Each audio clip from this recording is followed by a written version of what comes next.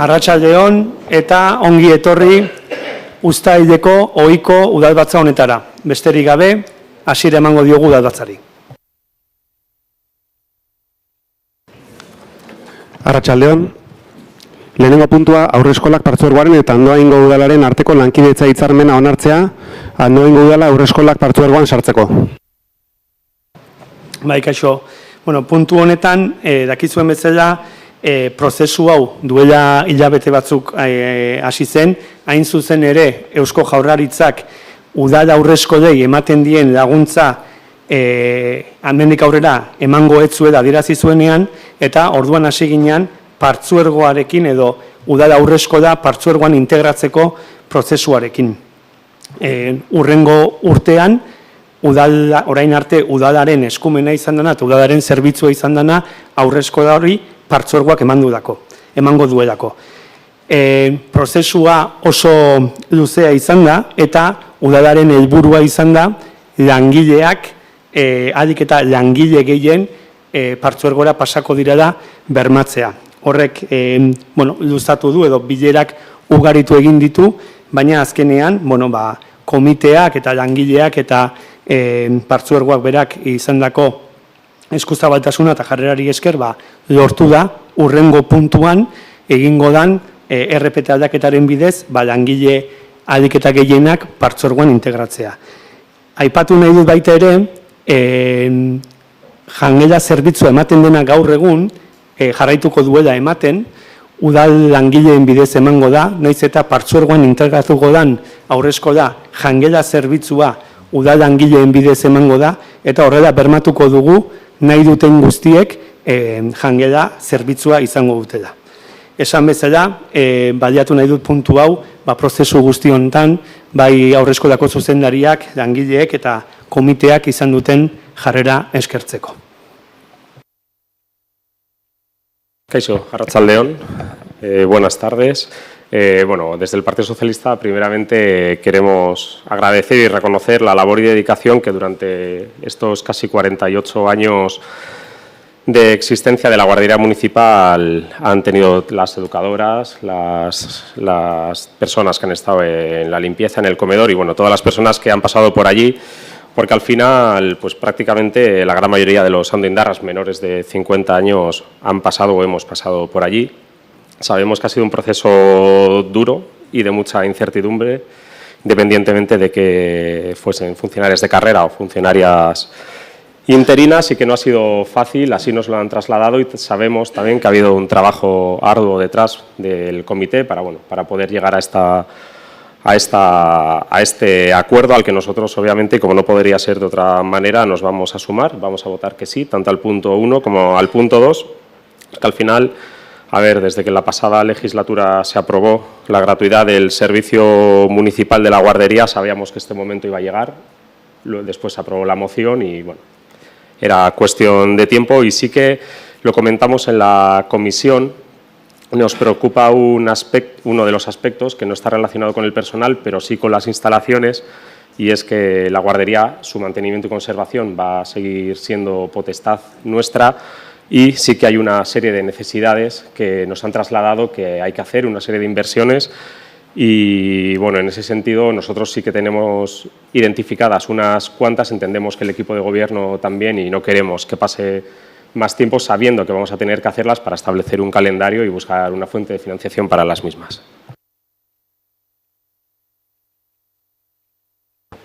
Arratsaldeon guztioi. EAJ-PNV gaurko egunean pozik agertzen da, pozik aurreko agintaldian kultura eta hezkuntza sailetik martxan ipinitako ekimena baita gauzatu eta burutu delako. Orduan, erabakia ausarta hartu genuen, zerbitzuaren doakotasuna bermatzeko udalak bere gain hartu zituen matrikulazioari zegozkion gastuak gure aurreskola partzuergoan integratu bitartean. Urte batzuk beranduago, aurreskola partzuergoan integratu da. Andoindarrek zerbitzu publikoa, doakoa eta unibertsala bermatua izango dute. Errekonozitu behar da, prozesu honetan zehar akordioa posible egiteko bi aldek adierazi duten borondatea. Alde batetik, Galardia aurreskolako langileak eta bestalde Eusko Jaurlaritzako hezkuntza saila eta patzuergoa bera. Uste dugu Andoaingo herria irabazten ateratzen dela, eta gure bozka aldekoa izango da. Eskerrik asko. Bueno, en nuestro caso, obviamente felicitarnos porque se haya alcanzado un acuerdo que parece satisfactorio para todas las partes. Sin más. Bueno, alderdi sozialistari erantzunez, duela hilabete jaso genuen partzuergoko teknikarien bisita, beraiek identifikatu zituzten gure teknikariekin batera eraikin horre dituen beharrak, eta elkarlanean jarretuko dugu badaukagu epe bat zoiek egiteko, eta jungo gera bai inbertsioetarako diru laguntzak lortzen, eta baita ere inbertsioiek aurrera eramaten. Jarriko dugu bozketan orduan puntu hau, aldekoak. Aho batez onartzen da. Bigarren puntua enplegu publiko antolatzeko plana onartzea eta lanpostuen zerrenda eta plantilla organikoa aldatzea. Bigarrengo puntu hau esan dudan bezala lotuta dijoa lehenengo puntuarekin. Kontua da partzuergoaren estatutuak eta ezaugarriak dialata funtzionarioak direnak ezin dira subrogatu, eta orduan alde batetik hemen Andoaingo udadean karrerako funtzionarioak diren langileak egon izango dute jubilatu bitartean Andoaingo haurreskolan, baina programa baten bidez urtez urte, ikasturte, zauden langile horiek babestu nahi izan ditugu, eta horretarako puntu honetan RPT-an sartuko ditugu gero beraien integrazioa partzuergora errazteko. Helburua dadako hurrengo ikasturtean Andoainen gaur egun dauden hezitzaileak egotea. Horregatik dakarkigu puntu hau, oinarri bezala, langileak babesteko egin dugun prozesu hau edo islatuz. Ez daki puntu honetan norbaitek esan nahi zerbait? Ez? Bozketara jarriko dugu orduan, aldekoak. Aho batez onartzen da. Hirugarren puntua 2026ko aurrekontuaren transferentzia eta diru laguntzen eranskina aldatzea. Aurrekontu honen transferentzia Euskal Fondoarekin du zerikusia. Euskal Fondoa irabazi asmorik gabeko erakundea da, eta honen helburua da Euskal Herriko udal eta toki erakundeen nazioarteko lankidetza koordinatzea. Bozketara jartzen dugun proposamen hau gobernuz kanpoko erakundeetarako udal honek duen diru laguntza lerroa erakunde honen bitartez kudeatzea da, izan ere udalak urtero ia 152.000 euro bideratzen ditu diru laguntza lerro honetara. Azken denboran maiz gertatzen ari da, eta horren adibide da iazko egoera, iaz udal honek 18 erakunderen artean banatu zuen diru kopuru hori, eta horietatik 7 soilik aurkeztu zuten justifikaziorako beharrezkoa daukagun dokumentazioa. Eta aurkeztutako dokumentazio guztiek behar izan zuten errekerimendua. Alde batetik araudian eta hitzarmenetan ezarritako baldintzak betetzen ez dituztelako, edota prozedura ondo betetzen ez dutelako. Honek diru publikoaren erabileraren kontrol egokia egitea eragozten du, eta gaur-gaurkoz ez daukagu behar ditugun baliabide teknikorik kontrol hori egiteko eta bermez egiaztatzeko emandako diru publiko hori hitzartu diren helburuetara bideratzen direnik. Aldiz, Euskal Fondoarekin diru laguntza hauek guztiak justifikatuko liratezke, horretarako eraginkorrak diren bideak eskaintzen dituztelako, eta horregatik egiten dugu proposamen hau.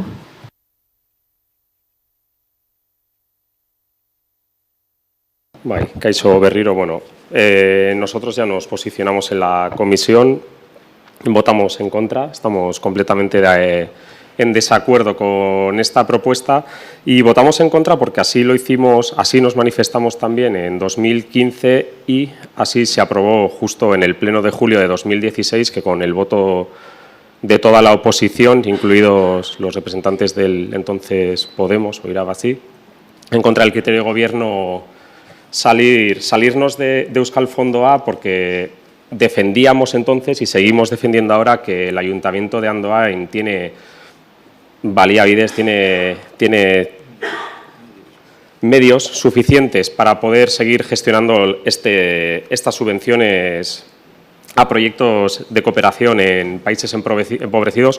Lo creíamos entonces, el tiempo no nos ha dado más que la razón y lo seguimos creyendo ahora en 2026.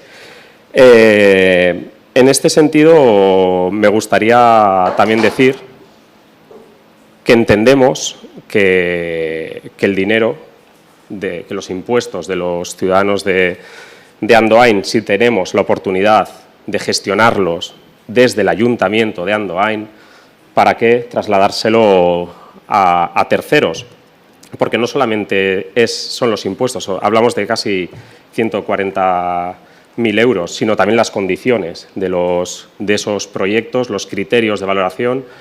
Quiero recordar que tenemos 4 o 5 criterios que se han trabajado arduamente durante muchos años en este ayuntamiento. Incluso, si no me equivoco, se llega a puntuar el que haya personas de la localidad en esas ONGs, y son unas subvenciones que tienen un gran recorrido y llaman. Me gustaría hablar en 2023, que fue la última vez que se trajo a comisión la aprobación. Se presentaron un total de 21 proyectos para países como Guatemala, Costa de Marfil, Congo, Bolivia, Chile, Colombia, Perú, Senegal, Kenia, Haití, Ruanda, Honduras, Etiopía, México, El Salvador, Nicaragua y Burundi.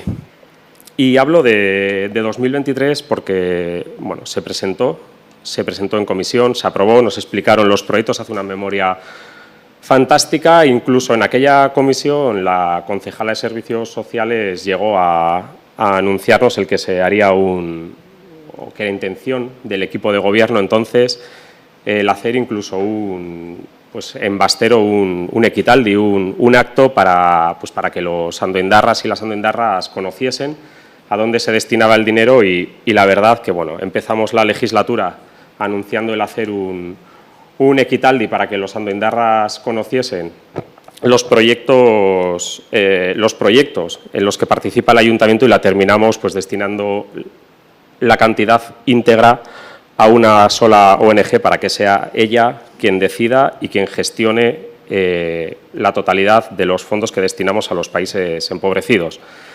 Y sí, son complicadas de trabajar las subvenciones estas subvenciones. Lo sabemos porque las hemos gestionado durante años los que hemos estado en la alcaldía, y cuando se nos ha presentado un problema hemos trabajado la ordenanza. Y me gustaría recordar que en la pasada legislatura, en vez de quedarnos de brazos cruzados o destinar el dinero a terceros para que fuesen ellos quienes los gestionasen, cambiamos hasta 2 veces la ordenanza. Creo recordar que en esta legislatura no se ha llegado a plantear ni siquiera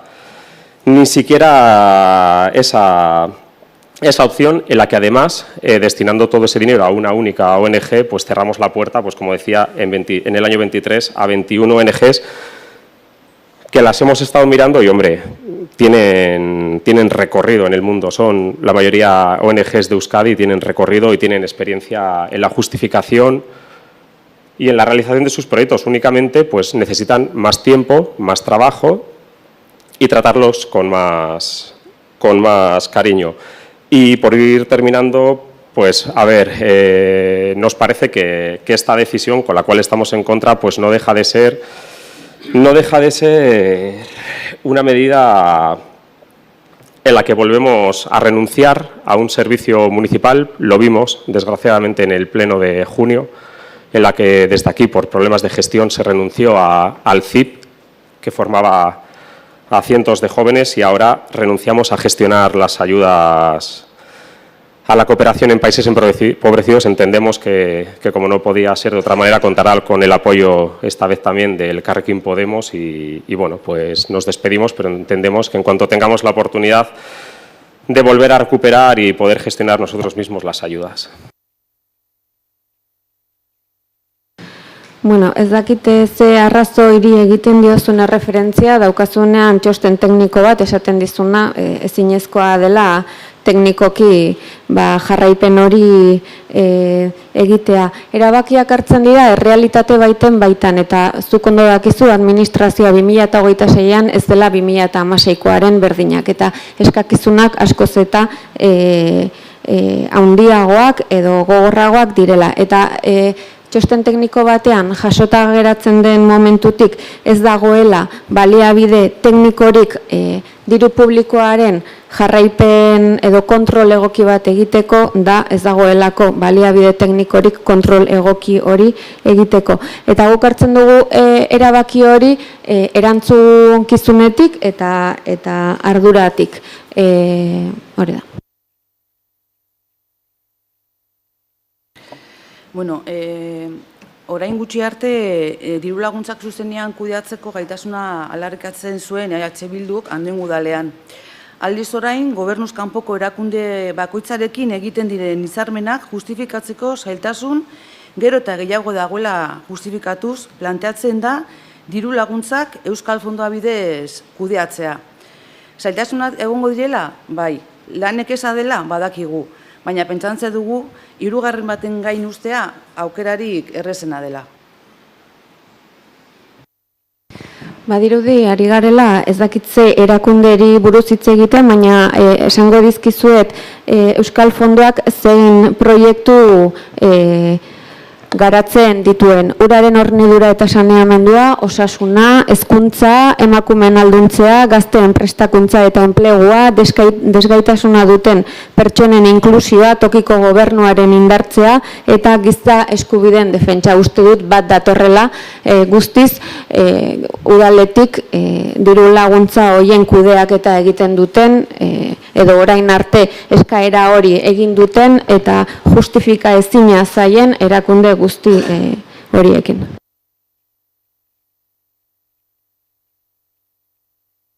Bai, obviamente hoy no es 2016, pero podemos retrotraernos al año pasado que se dieron las ayudas. A ver, nosotros no vamos a poner en duda la labor de Euskal Fondoa. Lo que sí ponemos en duda es la decisión que está tomando EH Bildu de trasladarles a ellos la totalidad del importe. Ha comentado la concejala de Servicios Sociales los proyectos que hace Euskal Fondoa y me vais a permitir que lea yo, que haga un resumen de los proyectos que se han podido hacer con las ayudas desde que se han gestionado en Andoain. Había recursos, sigue habiendo recursos y nosotros creemos que se pueden hacer recursos. DOA Denok Osasunaren alde, mejoras para las condiciones de vida, especialmente en salud de la población más vulnerable de Guatemala. Fundación ProIDE Proega, garantizar los derechos de la infancia vulnerable que vive en la calle a través de proyectos de reinserción social y educativa en Costa de Marfil. Subvención, desde Ingeniería para la Cooperación, que además me gustaría recordar que estuvieron aquí hace unos meses, en diciembre, si no me equivoco, en 2025, dándonos un premio, un reconocimiento por la labor que había, la colaboración que había tenido con ellos este ayuntamiento. Les recibió el señor alcalde y les recibimos el resto. Pues bueno, ellos a través de la subvención que se les dio contribuyeron a reducir la pobreza, mejorando las condiciones de vida mediante la salud y la educación de la población. En el Congo, desde la Fundación Solidaria Hijas de Jesús, garantizan el derecho a la educación secundaria a jóvenes de 12 y 17. Podría seguir así hasta los 21 proyectos. También nos surge una reflexión. Con el tema de las subvenciones, la justificación, tenemos muchos problemas. No todas se dan. También nos pasa en fiestas, a grupos culturales que muchas veces tienen problemas para justificarle, les ayudamos. Algunas se devuelven porque no han hecho uso de ellas. Incluso el propio equipo de gobierno devuelve algunas subvenciones sin hacer. ¿Eso quiere decir que tenemos que deshacernos de ella? No. Entendemos que si no hay herramientas, tenemos que ponerla. Y que la última opción tiene que ser no gestionarlas desde el Ayuntamiento de Andoain. Ez dugu inongo momentuan esan, gu desprendituko garenik, edo ez dakitze termino erabili duzun, diru laguntza horietatik. Diru kopuru berbera bideratuko da gobernuz kanpoko erakundeen proiektuak gauzatzeko kudeaketan dago ardura. Bi alternatiba dauzkagu, edo justifikatu ezin diren diru laguntza hoien itzulketa jaso, beraz diru hori udalean geratzen da, edo bestela Euskal Fondoarekin kudeatu, bermatu, erabilera egokia dela eta adostutako helburuetara bideratzen dela. Bi plano horietan guk ez daukagu inongo zalantzarik diru publikoaren kudeaketa arduraz egin behar dugula, eta horregatik dator proposamen hau. Azkenekoa mesedez, No es ni el primero ni va a ser el último ayuntamiento que gestiona las ayudas a la cooperación con medios propios y desde su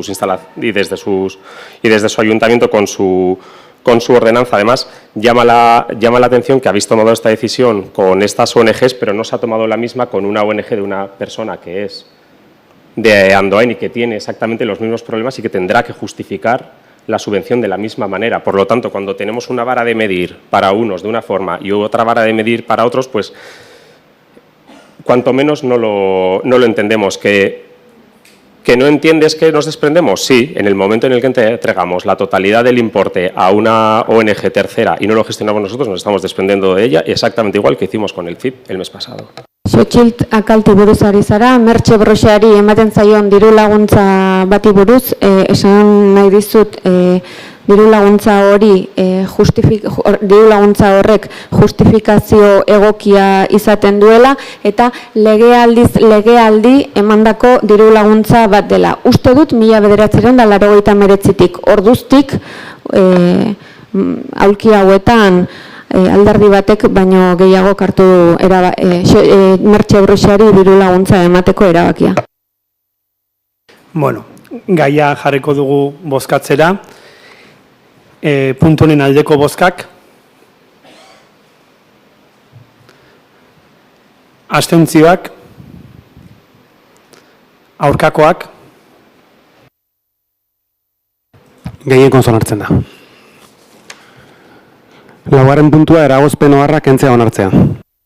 Bai, puntu honetan eragozpen oharra kentzeko proposamena dator. Kontua da animalien babeserako legea bete ahal izateko gero eta gehiago dira hartatu behar dien animaliak eta horregatik fakturak ordaindu ahal izateko eragozpen oharra altxa behar dugu. Guztira 12.000 euroko kopurua da, baina bai hemendik aurrera bi neurri hartuko ditugu da gai honekin. Batetik izango da zerbitzu hau hemendik aurrera plegu baten bidez edo eman beharko da, eta bestetik kudeaketa hau ingurumen teknikarien aldetik jarraipen estuagoa egingo zaio kudeaketa honi. Orduan, gaur honea ekartzen duguna da alde batetik eragozpen oharra kentzeko proposamena, 12.000 eurokoa da, orain arteko fakturak ordaindu ahal izateko, eta bestetik, ikusita geroz eta animalia gehiago direla kalean daudenak eta hartatu behar direnak, hemendik aurrera plegu bidez emango da zerbitzu hori, eta ingurumen teknikaren aldetik ere jarraipen zehatzagoengo da. Bueno, en primer lugar sí que me gustaría empezar dando las gracias y agradecer la labor que hacen las voluntarias que en estos momentos se están encargando de las colonias felinas, de los perros y de los animales que están en la calle y que solo les mueve para hacer esa labor que muchas veces es ni agradecida y todo lo contrario, únicamente les mueve el amor por los animales. Pero aquí, a ver, no estamos tratando ni su trabajo, que buenamente lo hacen y de forma desinteresada, ni siquiera, y perdón por que lo diga, el reparo a la factura, que obviamente es un servicio que han dado y que tenemos que abonarlo. Aquí lo que estamos hablando es de la falta y de la desorganización que hay en este ayuntamiento, específicamente en este área, en urbanismo y en servicios, que nos hace que tengamos que aprobar en el Pleno levantar un reparo para que se puedan pagar hasta 12.000 euros en facturas de servicios que se han hecho sin ningún tipo de control, porque no ha habido ningún control. Aquí han ido llegando facturas de hasta 3 centros veterinarios diferentes sin ningún tipo de aprobación de ningún técnico, de ningún concejal, de absolutamente nadie. Aquí abrimos el ayuntamiento y esperamos a ver qué facturas llegan para luego ir pagándolas. Y me gustaría, además, dice el señor alcalde que a partir de ahora se va a hacer, no, a partir de ahora no, es que se tenía que estar haciendo ya. Y no es la primera vez que hablamos de este tema.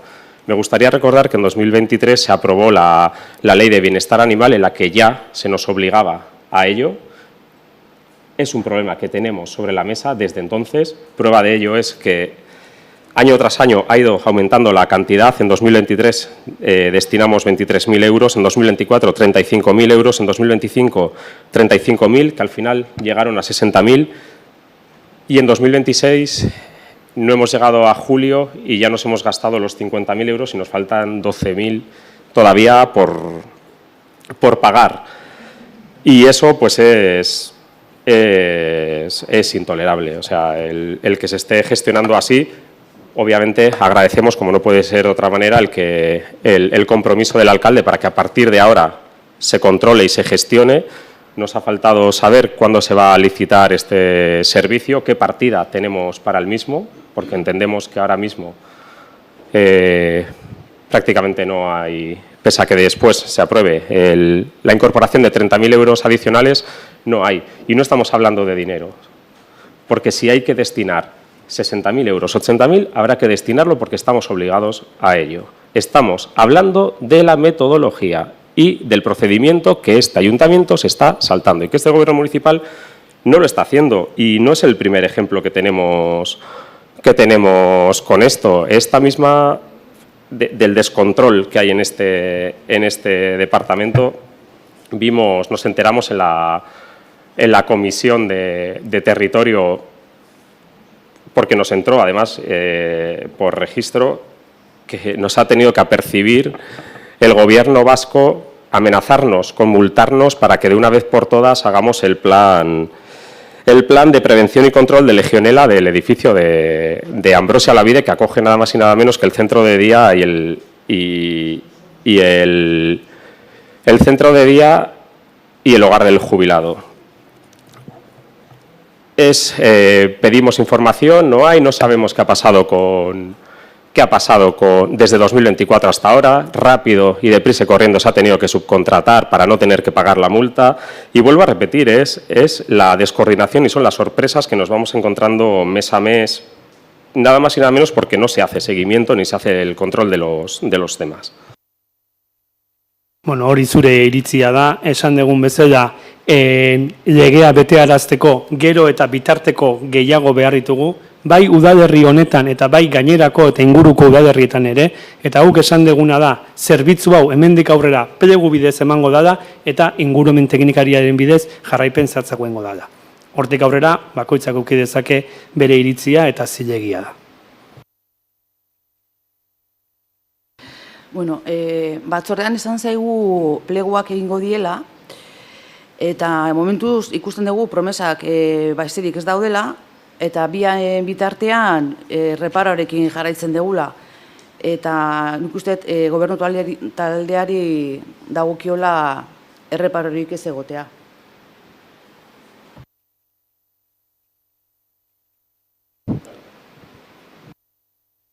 Me gustaría responder al alcalde, esto no es una opinión, esto es un hecho. Lo que traemos aquí hoy a votar es un hecho, y que haya hasta 12.000 euros en facturas y sin ningún tipo de control no es una opinión, es un hecho y se trae aquí a votación. Pones de ejemplo otros ayuntamientos. Puedes poner de ejemplo en Lasarte, por ejemplo, que hace tiempo lo licitaron. Y vuelvo a repetir, ¿qué fecha tenemos para licitar? Porque ahora mismo estamos haciendo las cosas sin control, sin gestión, y que nos expliquen pues, cuál es el procedimiento que se está siguiendo. Gaur egun faktura guztiei jarraipen egiten zaie teknikariaren bidez, eta horrela jarraituko dugu. Eta esan dudan bezala, zerbitzu hau handitzen nahi dan eginean, honek beste bilakaera dauka, beste prozedura bat behar du, eta plegu bidez egingo da. Gaia jarriko dugu bozketan, aldekoak,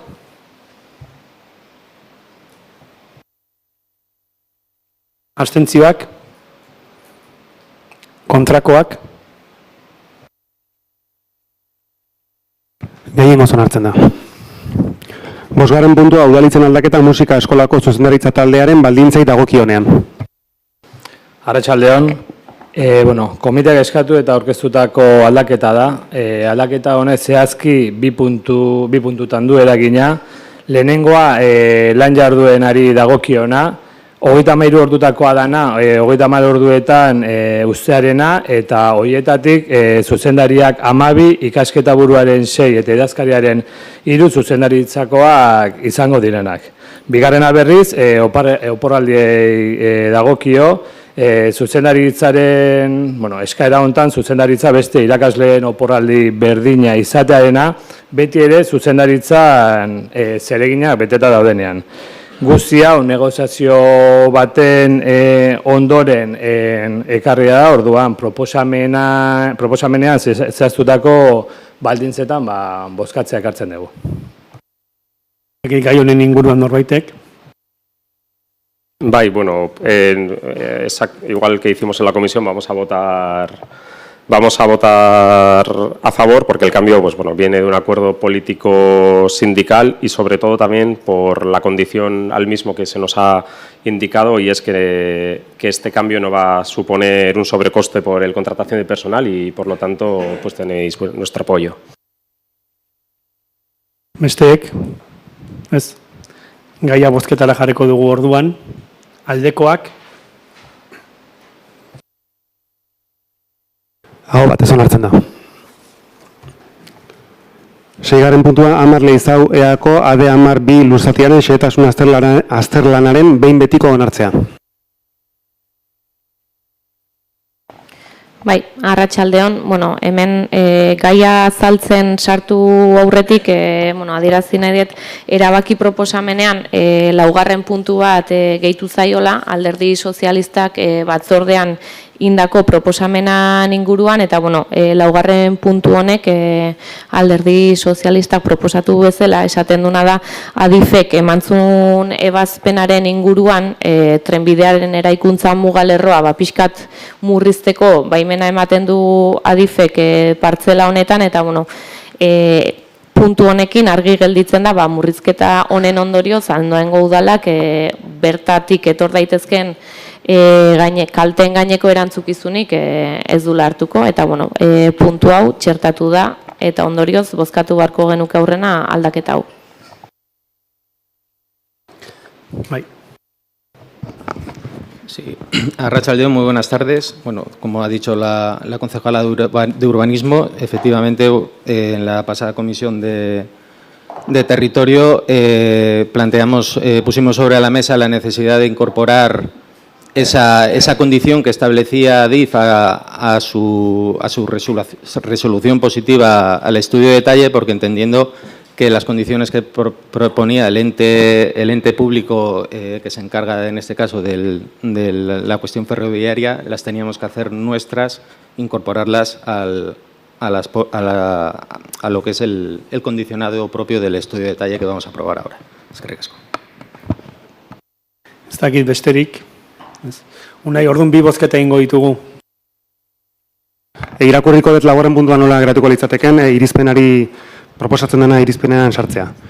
4. puntua izango litzateke, adifen ebazpenari dagokionez, 2025 113 RLEU expedientea, frontera endaia Irun Madrid Chamartín Clara Campo Amor trenbide lineari dagokion, eraikuntza mugako linea murrizteko baimena ematen duena, berari ez adierazten da murrizketa horrek ez dakarrela berekin, Andoaingo udalak inolako erantzunkizunik trenbide ustiapenak eragin ditzakeen kalte edo galerengatik dardarak, pitzadurak, narriadurak edo eragozpen akustikoak barne.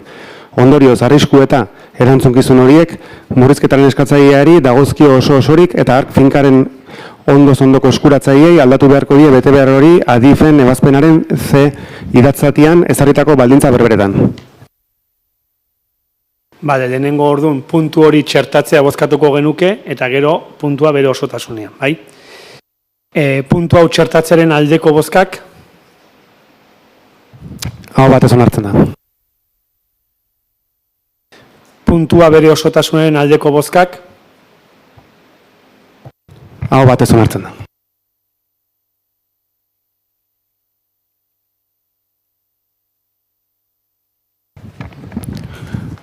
Zazpigarren puntua, kreditu txertaketaren espedientearen aldaketaren berri ematea.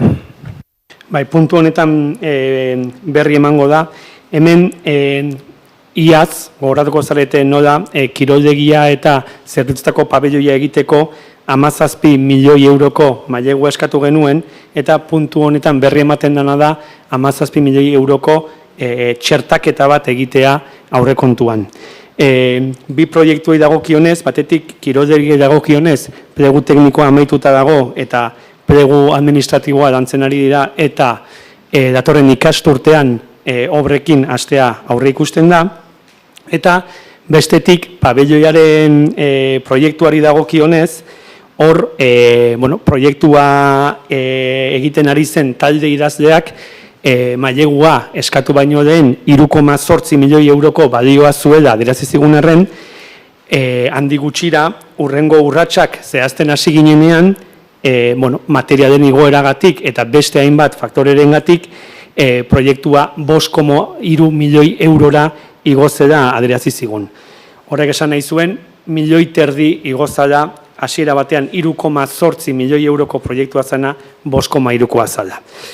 Horren aurrean, naiz eta udalak dirua badaukan egitasmo horri aurre egiteko, iruditzen zitzaigun gure herriaren neurriarekin bat etzetorren diru kopurua zala 5,5 milioi eurokoa. Gure ustez, egoera aztertuta, gure herriak dituen dimentsioekin eta beharrekin ezin ditugu 5,5 milioi euro gastatu zerbitzutako pabelloian. Horregatik aurrera egitea erabaki dugu, baina beste modu batera.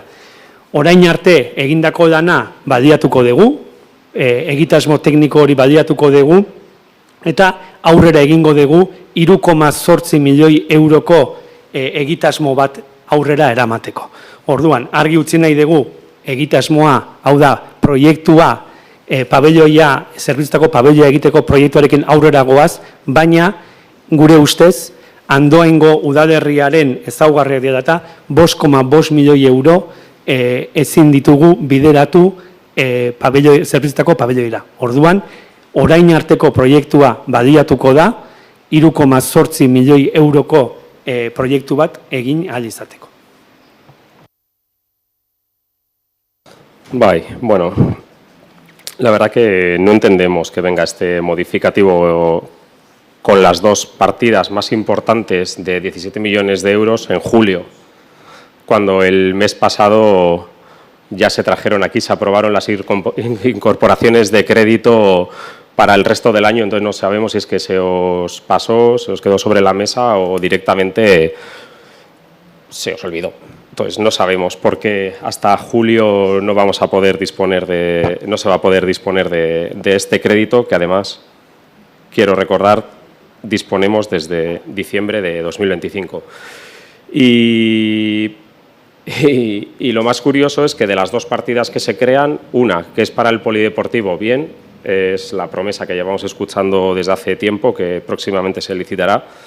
Esperamos y esperemos que por el bien de todos y cuanto antes se licite, porque si no tendremos otro sobrecoste, como nos ha pasado con el pabellón, pero ya sabemos que una de las partidas, la del pabellón, ni en 2026, ni en 2027 y posiblemente en 2028 tampoco podamos hacer uso de ella. Estamos de acuerdo con el alcalde. ¿Andoain puede gastarse 5,5 millones de euros en un pabellón? Pues lógicamente no debería, pero el problema no es si Andoain puede o no puede, debe o no debe gastar 5,5 millones. El problema que tenemos es cómo es posible que este equipo de gobierno haya pedido un préstamo en septiembre, del cual, vuelvo a recordar, nos enteramos por la prensa, por Ayurri, el principal partido de la oposición, qué cálculos hicieron, qué seguimiento se ha hecho de ese proyecto, qué seguimiento se ha hecho de la parte técnica, para que en 4 meses pase de 3,8 millones de euros a 5,5 millones, que es lo que se nos dijo en la comisión y tampoco era seguro.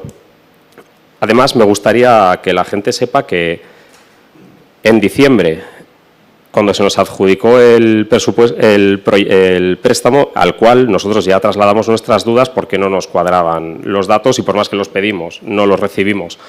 por parte del Gobierno. Ese fue el motivo por el que votamos en contra de ese préstamo. A escasos 10 días en una comisión, y porque preguntó la oposición, concretamente EAJ preguntó, se nos trasladó pues que había un sobrecoste. Y la verdad que no iban a saber valorar cuánto iba a ser, si 3,8, si 4, si 5, si 6, si 7, seguimos sin tener todavía un informe que nos diga qué partidas han subido, porque yo llevo 3 años como concejal. Cuando empecé, el pabellón de servicios iba a costar 3,8 millones de euros. Sabemos, porque así nos lo anunciasteis en una comisión, que internamente, con medios propios, se estaba mejorando el proyecto, se estaba terminando el proyecto, se estaban incluyendo aportaciones, y a los 3 años seguía costando 3,8 millones de euros. Entonces, una de dos: o la empresa os ha engañado, que entonces, por lo tanto, entendemos que habrá que pedirle responsabilidades y que habrá, dentro de la licitación, la posibilidad de pedirle daños y perjuicios por darnos un proyecto que tenía un conejo en la chistera guardado, que era de 3 millones y pasa a 5, o dos, no se nos está diciendo la verdad.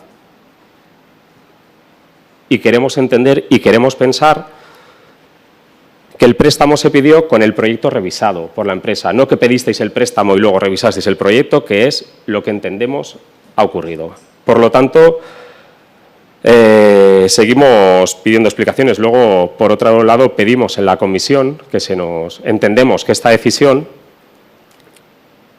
acarrea un coste, porque tenemos un préstamo de 17 millones de euros pagados, el cual vamos a tener que empezar a pagar intereses. Queremos saber cuánto tenemos que pagar, si se puede devolver y volver a pedir dentro de 1, 2, 3 años, cuando esté un nuevo proyecto redactado, otro préstamo. ¿Qué opciones? El señor alcalde nos dijo que sí, que se habían valorado todas esas opciones. Os las hemos pedido a día de hoy, todavía no nos las habéis dado, y os invitamos a que por favor nos trasladéis pues qué va a suponer o qué opciones tenemos, si se puede devolver esos 3,8, si interesa quedárnoslo, porque no lo podemos gastar para otra cosa más que para un pabellón. Bueno, alde batetik gauza ezberdinak esan dituzu, berriro diot, zerbitzutako pabelloia egingo da, baina 3,8 milioirekin. Ez dana egingo da 5,5 milioirekin. Iruditzen zaigulako erantzunkizunetik eta arduratsu jokatuta ezin ditugu Andoainek ez duela 5,5 milioi euro ezin dituela gastatu zerbitzutako pabelloi batean. Hori alde batetik, bestetik. Iazko urtebukaeran eskatu genuen mailegoak dauka 3 urteko karentzia. Orduan, 3 urte ditugu proiektu hori martxan jarri ahal izateko. Eta horrela adierazi zuen kontu hartzaileak ere. Eta hemen gure ustez dago kudeaketa eredu bat. Daude bi aukera. Zuk daukazu 3,8 milioiko proiektu bat, eta horren baitan eskatu duzu mailegu bat, eta revisatu zen aurretik, eta hurrengo pausoak zehazten hastezeanian 5,5 milioi euroko 5,5 milioi eurora igo da egitasmo hori. Horren aurrean bi aukera dauzkazu. Bat da aurrera jarraitu, 1,5 milioi gehiagoko egitasmo batekin aurrera jarraitu, edo bestea da. Gelditu eta esan. Goazen badiatzea, egindako lan teknikoa eta goazen egokitzea 3,8. Eta hori da guk aukeratu duguna. Beste batzuk beste zerbait egingo zuten? Agian bai. Guk argi daukagu Andoaingo udalak ezin ditu da 5,5 milioi euro gastatu zerbitzutako pabelloi batean. Eta horregatik egin deguna eta bide horria erresa da. Eta hemen egondana da igoera bat, gainkoste bat, eta horren aurrean guk esan deguna goazen proiektu egokitzea. Zeran, iruditzen zaigulako arduragabekeriaz jokatzea izango zala aurrera egin eta 5,5 milioi euroiek ordaintzea. Bueno, EAJ-PNV-tik gure aurkokatasuna eta desezioa adierazi nahi dugu. Desezioa emandako hitza ez delako bete. 2024 eta 2025 zehar, aurrekontuen baitan, Andoaingo herriaren garapenerako akordio ezberdinak itxi genituen gobernu taldearekin. Azkena 2025ko irailean. Akordio horretan adostu genuen. Bat, mailegu bat hartzea kiroldegiko obra egiteko. Bigarrena, mailegu bat hartzea Ilarramendiko pabiloiaren obra egiteko. Bada Gabonen atarian txiripaz galderak egin ondoren, jakin genuen Ilarramendiren aurrekontua disparatu egin zela. Eta hilabete honetan bertan, jakinarazi digu EH Bilduk, Ilarramendiko proiektu hau bertan bera uzten duela. Ez dutela aurrera egingo. Emandako hitza betetzea garrantzitsua da, eta EH Bildu ez da gai izan emandako hitza betetzeko. Okerrena da, bestelako inbertsio estrategikoak gerakinaren bidez kudeatu beharrekoak ere geldirik daudela, besteak beste liburutegiaren obra. Hitzardu genituen proiektu guztiak geldirik daude, algodonerako garajeak, hondarretako urbanizazioa edo Lezoitzeko urak. Irailean kreditu eskaera egin eta 10 hilabete beranduago Ilarramendiko proiektua ez dela egingo erabaki du EH Bilduk. EH Bilduk bakarrik aldebakartasunetik mailegua eskatu obra egiteko eta gero obra gelditu. Denbora guzti honetan ez duzue gaia politikoki EAJ-PNV-rekin eta gainerako udal taldeekin landu. Azalpenak emango dizkiguzue, ez dakigu noiz. Mailegua dakagu, kreditua dugu, baina tamalez proiektuak bertan bera geratzen dira. Nik galdera bat, EAJaren postura zein da? Orduan, 5,5 milioi euroko egitasmoarekin aurre jarraitu beharko genuke? Hori da, EAJaren postura? EAJaren postura da, akordio bat zala, egin zala, eta ez da bete. Eta enteratu gea, pues, txiripaz, esan den bezala. Abendun, esan zigun gauza bat. Guan dela 2 aste edo aste bete, batzordean, bertan bera geratzen zala. Besterik gabe.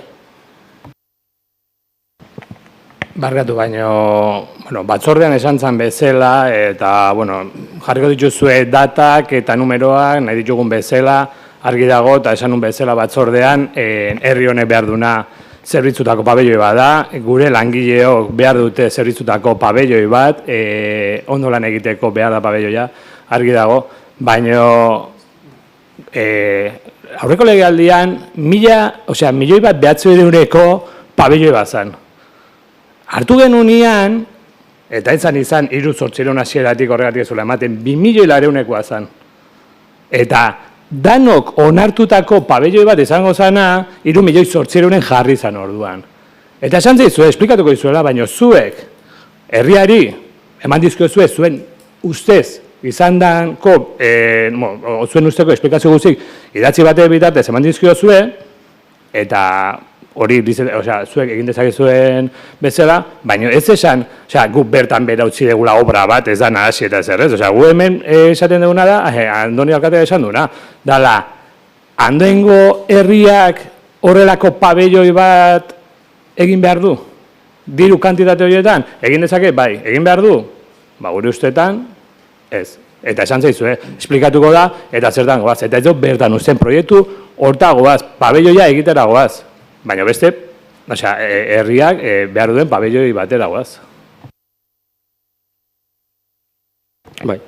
Lo que sí os puedo decir que no es intención del Grupo Municipal Socialista gastarse 5,5 millones, ni 5,3, ni 5,8 millones de euros en un nuevo pabellón, porque todavía ni siquiera sabemos, porque no se nos ha presentado el informe, no sabemos.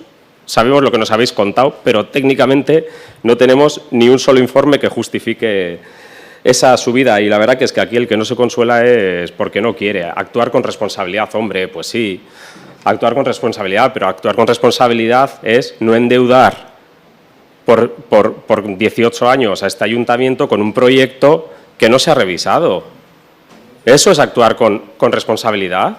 Pedir un préstamo de 18 millones de euros con un proyecto con garantías, revisado. Ya nos explicaréis los 3 partidos que pactasteis ese préstamo. A nosotros no nos disteis ninguna explicación, arreglaros entre vosotros. Pero nosotros queremos que se nos explique qué ha pasado para que en 10 días, que fue lo que tardaron en darnos el préstamo, a anunciarnos que había un sobrecoste, ¿qué ha pasado en esos 10 días? Es lo único que estamos pidiendo. No estamos poniendo en tela de juicio que que lo hayáis parado. No, ¿qué ha pasado para que en 10 días haya pasado de 3,8 millones de euros a una cantidad indeterminada que habéis necesitado 7 meses, por cierto, para decírnosla? Eso es actuar con responsabilidad. Pedir el préstamo, endeudar a este ayuntamiento con garantías. Y eso es lo que hemos estado diciendo en septiembre, en octubre, en noviembre y en diciembre, que no había garantías y que no existían. Y a las pruebas nos remitimos y, desgraciadamente, el tiempo nos está dando la razón. Barkatu, baina, zekusi beharra dauka, mailegua eskatu behar zanean, jakitea ze koste zeukan garantiak ez eukitzeakin. Eta, esaten dezu, ez dala proiektua rebisatu. Zuzten dezu, udaletxondako teknikariak eta gaur egun alkatetzan gaudenak, egiten ditugula gauzak ala ligera. Berriro esaten dut, 2021 bai, koste bat zeukan, 2024 beste koste bat zeukan. Eta aldaketa horiek ala eman dira. Eta zu, zerbait, edo guri entzun aurretik, zure iritzia bota dezu, komunikatu baten herritarrei, eta zuk horrelako erabakik galtzen dituzunez, orduan gero herritarra dogaten menazmen bat, que hacen esto, zeiteute bestiak. Baina hemen esaten detena, argi dago pabelloi baten bila zela, eta egokitu dago pabelloi baten bila. Herria behar duena. Azkena, Bai. Obviamente sí que tiene que ver saber cuánto va a costar un proyecto si vas a pedir un préstamo, de la misma manera que tienes que saber cuánto te va a costar una casa antes de pedir un préstamo. No vas a pedir un préstamo para que luego no te llegue. Y vuelvo a repetir, en septiembre aquí se dio una cantidad de 17.900.000 y pico que tenía que salir de algún lado. Entiendo que en agosto se mandó revisar ese proyecto para que en septiembre estuviese la fecha. Y si no es así, estáis tardando en pedir responsabilidades a la empresa que os ha hecho un proyecto que os ha asegurado que era de 3.800.000 euros, que al ayuntamiento le va a generar un perjuicio económico, porque luego resulta que se habían equivocado y que eran 5. Estáis tardando en pedirlo. Por favor, os animamos a que lo hagáis, a que les pidáis responsabilidades, si es que es así. Bueno, bukatzeko honekin, mailegua eskatu ahal izateko, besteak beste aldundiaren baimena eta bitartekaritza behar dezu, eta aldundiak ez dizu baimentzen, ez badin badakazu proiektu bat eguneratua eta rebisatua. Orduan, eskatu zanean mailegua, proiektu izan 3,8 milioikoa, zan rebisatua, eta zeon behar dan bezalako prozedura eginda. Gero, urrengo urratsak finkatzeakoan tordia gainkosteak, eta horren aurrean udal honek erabakitzen duna, eta berriro diot da, Andoaingo udadak ezin ditu da 5,5 milioi euro gastatu pabelloi batean. Bueno, adere berri ematea zen, ez da bozkatzen, eta urrengo puntura pasako gara. Zortzigarren puntua, kreditu aldaketak gehigarriak espedientearen berri ematea. Bai, hau ere berri ematea da, hemen kreditu aldaketa ezberdinak datoz, batetik lehen aipatu deguna animalien babesen elkarterako hor aldaketa izango ditzake 30.629 eurokoa. Bestetik, parke eta lorategiko kontratua, dakizuen bezala, Andoaingo eremua handitzen ari da, Andoainek auzo berriak ditu, eta alde batetik eremu hoiei zerbitzua eman izateko eta bestetik langileen lan egoera edo eguneratzeko planteatzen dena da 631.000 euroko partidari 50.000 euro txertatzea eta guztira 682.000 euroko geldituko ditzateke. Informatika ekipoen arloan 15.000 euro handitzea partida aurre ikusten da, Urigain hemen daukagun eta irisgarria ez dan eraikin bakarrean igogailua falta da, eta igogailu horretako obra egin izateko bertako raka edo zerbidore informatikoa babestu behar da, eta horretarako izango dira 15.000 euro. Bestetik, 85.000 euro baliatuko ditugu, bihar bertan Eusko Jaurlaritzarekin hitzarmen bat sinatuko dugu ama kandidako eremuan babes ofizialeko etxeak egin izateko, eta hitzarmen horren baitan Jaurlaritzak eskatzen duena da lurroiek deskontaminatuak egon behar dutela, eta lurroiek deskontaminatzeko 85.000 euro behar dira eta partida hori txertatzen dugu. Beste partide bat dago, ibilgailuen aseguruana 9.000 eurotan igotzea, hau da, iaz zerbitzu eman zigun aseguradorak aurten arte edo berandu arte ez du faktura ekarri, iazko faktura bada, baina aurten ekarri du, horregatikan 9.000 euro txertatzea proposatzen da. Gero daukagu, dakizuen bezala, Andoainen duela urte batzuk Fini Rubio izeneko emakume batek bere herentzia lagazion Andoain udalari eta bertatik egiten dira gizarte zerbitzuetako hainbat zerbitzu ematen dira. Kasu hontan da eguneko arreta zerbitzua eskaintzen da herentzia horren bidez, laharrek ematen du eta 30.000 euro hartuko dira zerbitzu hori emateko. Eta azkenik lehiaketetan sarien Andoain udalak departamentu ezberdinetatik sariak ematen ditu, horien oinarri arautzaileak aldatu dira, eta lehen departamentuka egiten zana orain udal bezala modu batera batuan egingo da, eta horretarako 9.000 euro gehituko dira. 4.000-tik 4.900 pasaz. Guztira, 221.529ko kredito gehigarria proposatzen da. Vale, bueno, no tenemos es para dar cuenta, pero no tenemos nada que objetar en los modificativos que ha planteado el alcalde. Sí que comentar pues eso, los 30.000 euros que se añaden al tema de los animales, que se siga gestionando. Lo que sí echamos en falta es el año pasado, justo en el mes de julio, se aprobaba un modificativo con las grandes inversiones que tenía previstas hacer EH Bildu. Unas ya se repetían desde el 24, que no se habían ejecutado, como fue la obra de Gabriel Aresti. En 2025 se volvieron a destinar 900.000 euros. Tampoco hemos sido capaces, o ha sido capaz el equipo de gobierno, de ponerla en marcha. Y teníamos esperanza en que en julio, con los 5 millones de remanente que tenemos, más los 900.000 euros que tenéis en un crédito global, que no sabemos cuándo lo vais a utilizar, que trajeseis mayores inversiones, porque volvemos a decir, estamos hablando de la obra de Gabriel Aresti, que el proyecto está hecho, entendemos que cuando lo vayamos a hacer habrá subido los costes también, porque si lo vamos retrasando todo, el dumper de servicios, la compra del terreno de Kalechiqui, que se anunció el año pasado para unir Kalechiqui con Amakandida, que tampoco sabemos qué ha pasado, se destinaron 20.000 euros y ahí se ha quedado, no sabemos qué va a pasar.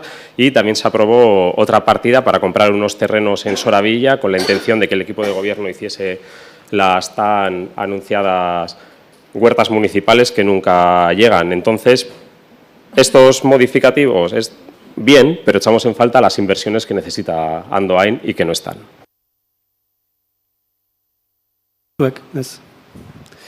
Vale, gai hauntan berri ematea da, orduan pasako oinake hurrengo puntura. 9. puntua, EAJ-PNV udaltaldearen 2026ko uztailaren 9 datako mozioa, Amakandida, auzo berriko segurtasun eta bizikidetza hobetzeko. Hemen komentatu, ondoren aurkeztu dela beste mozio bat, EAJ-PNV berak eta PSE-ek aurkeztutakoa, eta mozio horrek ordezkatuko luke jatorrian EAJ-PNV-ek aurkeztutakoa.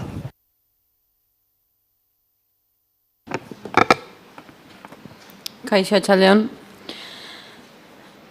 Andoaingo auzoetan segurtasuna eta bizikidetza hobetzeko mozioa. Amakandida auzo berrian azken hilabeteotan hainbat ekintza bandaliko eta segurtasun ezeko egoera gertatu dira, eta horrek kezka handia sortu du auzotarren artean. Gorabehera horiek ez dira jaien testuinguruan bakarrik gertatu, eguneroko jardunean ere izan baitira. Beirazko objektuak bota dira urbanizazio berriko igerilekura, erabiltzaileen segurtasuna arriskuan jarriz. Igogailu berriaren pasabidetik hainbat objektu, bidoiak, aulkiak, seinaleztapenko naranjak eta bestelako elementuak jaurti dira. Beko kaletik igarotzen diren pertsonentzat arrisku larria eraginez. Merkataritza lokaletako ateetan kalteak eragin dira ekintza bandalikoen ondorioz. Igogailuaren barrualdean pintaketak egin dira. Igogailuaren behealdeko kaleko zoladuran txertatutako LED argiak suntsitu dira. Eta hiri altzariak ere hondatu dira, hala nola bankuak. Gertakari horiek agerian uzten dute auzoan segurtasun falta dagoela eta premiazkoa dela prebentzio eta zaintza neurri eraginkorrak hartzea. Aldi berean beharrezkotzat jotzen dugu igogailuaren pasabidea zentzu guztietan seguruagoa izan dadin hainbat neurri hartzea. Lamentablemente, los problemas de convivencia, ruidos, actos incívicos y conductas vandálicas no constituyen una realidad exclusiva de Amacándida. En los últimos años, vecinas y vecinos de diferentes zonas del municipio, como Plaza Echeverrieta, Calle Mayor, Aitala Ramendi Trasera, Travesía, Doña Carmen Alcacera, Aiztondo, Bazcardo, por mencionar solo algunos, han trasladado reiteradamente quejas relacionadas con molestias por ruido, concentraciones nocturnas, vandalismos, robos, daños al mobiliario urbano y otras situaciones que afectan al descanso y a la convivencia vecinal.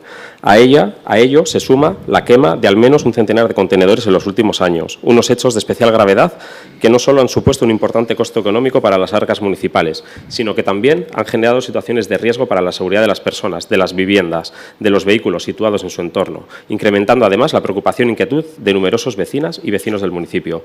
Por ello, consideramos que las medidas que puedan adoptarse en Amacándida deben enmarcarse dentro de una estrategia municipal más amplia, que permita analizar estas problemáticas en el conjunto de Andoain y ofrecer respuestas adaptadas a las necesidades de cada barrio. Para ello, resulta imprescindible abordar estos problemas desde una perspectiva integral, escuchando a la ciudadanía, reforzando la prevención y actuando con anticipación para evitar que las situaciones de conflicto y deterioro de la convivencia se cronifiquen. Horren bestez, udalbatzak honako neurriak hartzea eskatzen du. Bat, premiaz martxan jartzea Amacándida auzoan naiz antzeko arazoak antzeman diren udalerriko gainerako auzoetan herritarren segurtasuna, auzoko bizikidetza eta ondasun publikoen babesa bermatzeko beharrezko neurriak. Bi, igogailu berriaren pasabidean, Pio Baroja kalean eta Nafarroa plazan, babes elementuak edo segurtasun neurri egokiak, sareak, babes pantailak edo bestelako babes sistemak jartzea. Objektuak jaurtitzea, eragotzi eta gune osoaren segurtasuna bermatzeko. 3. Impulsar con carácter prioritario la contratación de los trabajos necesarios para ejecutar la partida presupuestaria de 35.000 euros destinada a la ampliación de los sistemas de videovigilancia en el municipio, aprobado por el Pleno, con el objetivo de reforzar la seguridad ciudadana, instalando, entre otros, cámaras al inicio de la pasarela que permita controlar tanto el acceso al ascensor como a la calle inferior. Lau, lehentasunez aztertzea eta gauzatzea kale txiki 15ko tuneletik igogailura sarbide zuzena egitea, beharrezkoa den horma kenduz. Jarduketa horrek inguruko segurtasuna hobetzeko landuko luke, gaur egungo behin-behineko eta arriskutsua den egoerari amaiera emanez. 5. Udaltzaingoaren presentzia handitzea eta prebentziozko patruilak indartzea, ertzaintzarekin lankidetzan eta koordinazioan, bereziki arratsalde eta gauetan, baita asteburuetan eta jai garaietan ere. 6. Eragindako kalte materiala konpontzea eta etorkizunean horrelako ekintzak berriro gerta ez daitezen prebentzio plan bat egitea, auzotarren eta udal zerbitzuen arteko koordinazioa sustatuz. 7. Elaborar, en coordinación con la Policía Municipal y los departamentos competentes, un plan estratégico de convivencia y seguridad ciudadana para el conjunto de Andoain, que parta de un diagnóstico de las problemáticas existentes en los distintos barrios y establezca actuaciones concretas en materia de prevención, mediación, sensibilización, mejora del espacio público y vigilancia, prestando especial atención a aquellas zonas donde las quejas vecinales por problemas de convivencia se vienen produciendo de forma continuada. Bueno, aurreratzen dizuegu mozio honi baiezko bozka emango diogula, batez ere ados gaudelako bizikidetza eta herria osatzen dugun pertsona ororen segurtasuna lehenetsi behar denaren alegatoarekin. Baina esan beharra daukagu mozio honek baduela beste asmo bat, alarma soziala piztea. Mozio honek hori iradokitzen duela uste dugu, bertan jasota dauden eskakizun asko gaur-gaurkoz jada egiten direlako edo martxan daudelako. Interlokuzioa zuzena daukagu Amacándidako auzokideen ordezkariekin, elkarlanean ari gara bertako errealitatea ondo ezagutzeko eta neurri egokiak planteatzeko helburuarekin, kasu duela 2 aste, zerbitzuetako zinegotzia eta alkatea beraiekin bilduta egon ziren. Kale txiki 15 zenbakiari erreferentzia egiten dion puntuaren inguruan ere badakizue lursail hori erosteko tramitazioa abian dagoela eta erosketa horrek ahalbidetuko duela eremu horren segurtasuna. Udaltzaingoa eta ertzaintzari buruz ere aipamena egin duzue, udal gobernu honek daraman koordinazioa ere etengabekoa da, beraiekin, estua, ez bakarrik Amacándidarako, baizik eta herriko beste hainbat guneetarako ere bai. Kameren ezarpenen inguruan, hau ere, badakizue, kamera desberdinen kokapenerako prozesu teknikoa abian da, azterketa tekniko bat egiten ari da, eta kokapen hauekiko uztargarria den edozein planteamendu guk hobetsiko genuke. Finean, herritarren segurtasuna eta bizikidetza lantzeko esparruetan aurkituko gaituzue, kontutan hartuta bai bizikidetzak eta baita segurtasunak ere geruza asko eta konplexuak dituztela, baina ezin dira edukiz ustu.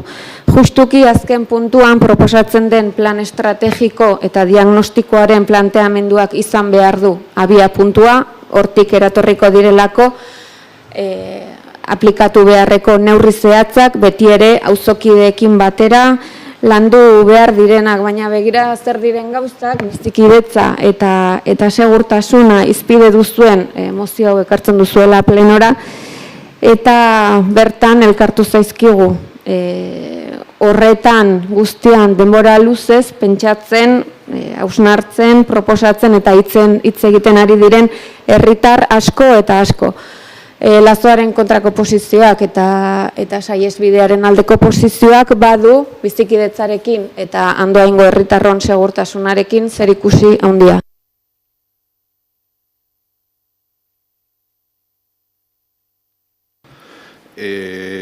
Bueno, nosotros también vamos a votar a favor de la moción, aunque el punto número 3 nos ha supuesto, como en su aprobación en su momento, nos ha supuesto un debate interno. La videovigilancia por sí no nos parece que sea el modo de solucionar los problemas de convivencia entre los vecinos. Probablemente hay que trabajar mucho más el punto 7 antes de llegar a este tipo de medidas, pero aprobaremos la moción. Precisamente porque hay que trabajar en un plan de seguridad ciudadana hemos negociado, mejor dicho, con EAJ la inclusión de ese punto, y sí que me gustaría, pues bueno, en este caso reconocer y pues bueno, la capacidad de diálogo que habéis tenido con nosotros. He de reconocer que en un primer momento cuando se nos pasó la moción no la vimos mal, por supuesto, no íbamos a votar en contra de una moción que busca mejorar la convivencia en un entorno en el que sabemos que hay problemas diferentes a los que están sufriendo los vecinos que están aquí concentrados, pero creíamos que había que ir un paso más allá y abordarlo desde un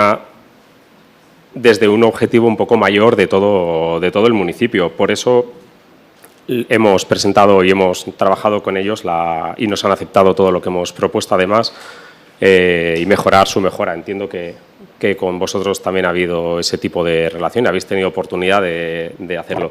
Hay una cosa que no comparto, y lo ha trasladado la portavoz de AJ, que busca alarma social. No, alarma social... EH Bildu barkatu, aizea.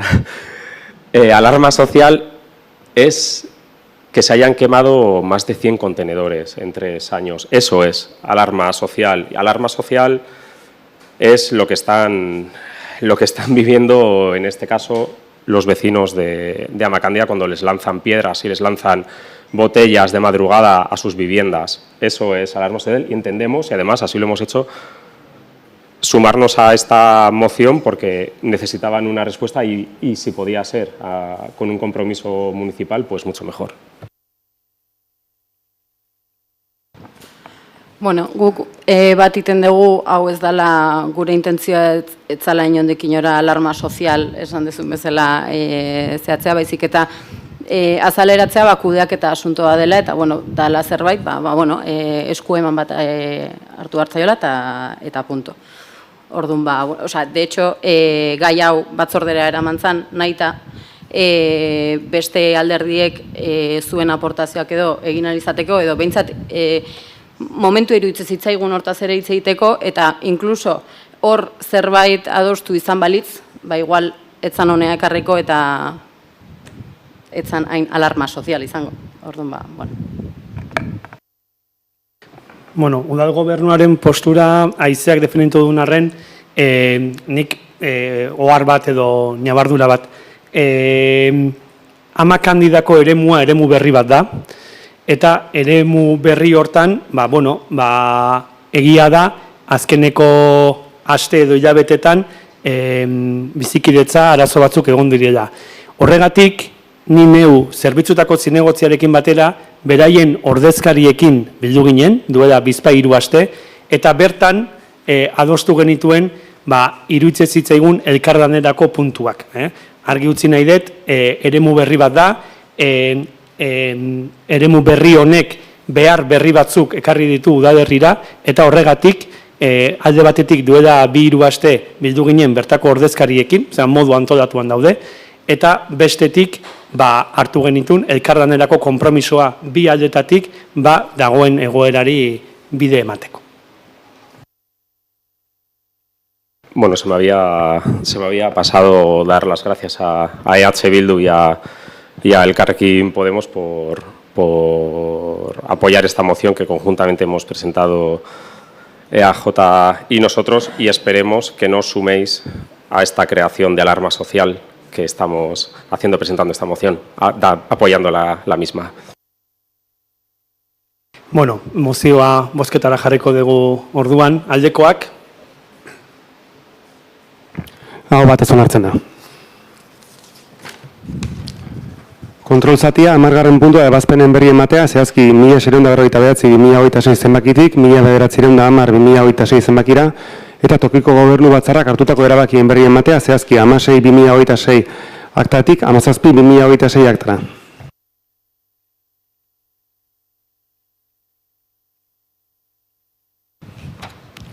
Hamaikagarren puntua, galderak, eskaerak eta proposamenak. Bueno, tengo 2 temas, voy a empezar por el primero. Hoy, después de 10 meses que se le comunicó al alcalde la posibilidad de que viniese una furgoneta de la Policía Nacional al propio municipio para poder renovar los DNIs y los pasaportes, por fin ha venido Andoain, cosa que nos alegra de sobremanera. Además, que por fin hayáis dado el paso y hayáis sido valientes y la hayáis pedido. Y sí que nos gustaría hacer un par de propuestas, y es que se amplíe, que se sistematice este servicio mes a mes. Además, nos consta que nos han dado esa oportunidad, no solo un día, incluso poder venir 2 días para dar respuesta a la inmensa demanda que hay, que mayor ejemplo que la demanda que hay es que pues, no pasaron ni 24 horas y ya se habían acabado las citas. Y luego, otra solicitud que queremos hacer es que, por favor, se estudie la posibilidad de que la furgoneta esté en Goiko Plaza, en un lugar mucho más accesible que el parking de la Policía Municipal en Extremadura, Calea.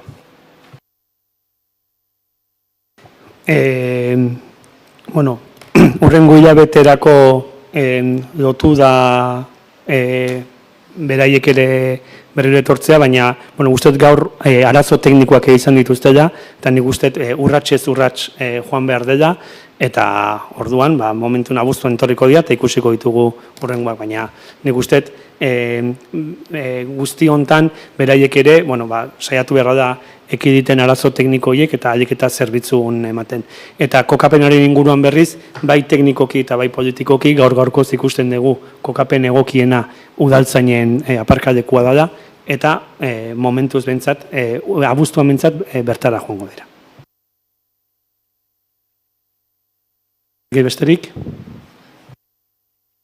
Bai, sí, efectivamente ha habido unos problemas técnicos. Después ya se ha resuelto el servicio porque yo mismo he podido renovar mi DNI. Quería trasladar otro asunto, y es el pasado 13 de julio vimos en prensa que representantes de H. Bildu dieron una rueda de prensa, una concentración en Donosti delante del Departamento de Movilidad de la Diputación. Entre ellos, pues bueno, entendemos que EH Bildu está en su derecho de que no le guste que a los andoendarras pasen de pagar 2,65 euros a 0,59 la tarifa del autobús por las noches. Incluso podemos entender que las formas discrepe vuestro grupo juntero en juntas o lo que sea, pero de verdad, que teniendo la casa como la tenemos, que no hemos sido capaces en 7 meses de mandar la documentación a la Diputación para poder meter en nuestro autobús urbano la validadora, que después de 7 meses de firmar, de incorporarnos a la ATTG, no sepamos quién tiene que pagar la validadora, y así nos lo trasladasteis en la comisión, que hayamos estado más de 4 meses sin la marquesina de Kalechiqui, que los horarios de los autobuses estén como están, en papeles rotos, o sea, que nosotros, que no damos un servicio nocturno con nuestro autobús urbano más que en momentos puntuales y encima no cobramos una tasa adicional, no tenemos una tarifa nocturna, que teniendo la casa como la tenemos, ver a representantes del gobierno de EH Bildu presentes en Donosti para protestar porque el Departamento de Movilidad haya decidido pasar de pagar a que los ciudadanos paguen 2,65 euros a 0,59 en la tarifa nocturna, pues es cuanto menos asombroso, porque si dijésemos que podemos dar ejemplo de algo, pero que llevamos 7 meses, que Hondarribia entró con nosotros en la ATTG en diciembre y en febrero ya había hecho todos los deberes, ya tenía la máquina y sus vecinos pueden dar, pero que es que aquí estamos todavía, que no sé si habéis mandado esta semana la documentación, pero sabemos que han dado por todo el ayuntamiento dando vueltas. Entonces, entendemos, vuelvo a repetir, que a EH Bildu no le guste que se haga un descuento de casi 2 euros a los ciudadanos, entre ellos a los de Andoain. Incluso compartimos que no os gusten las formas, pero lo que no compartimos es que os prestéis y que prestéis al Ayuntamiento de Andoain para ese tipo de quejas, teniendo el servicio como lo tenemos. Bueno,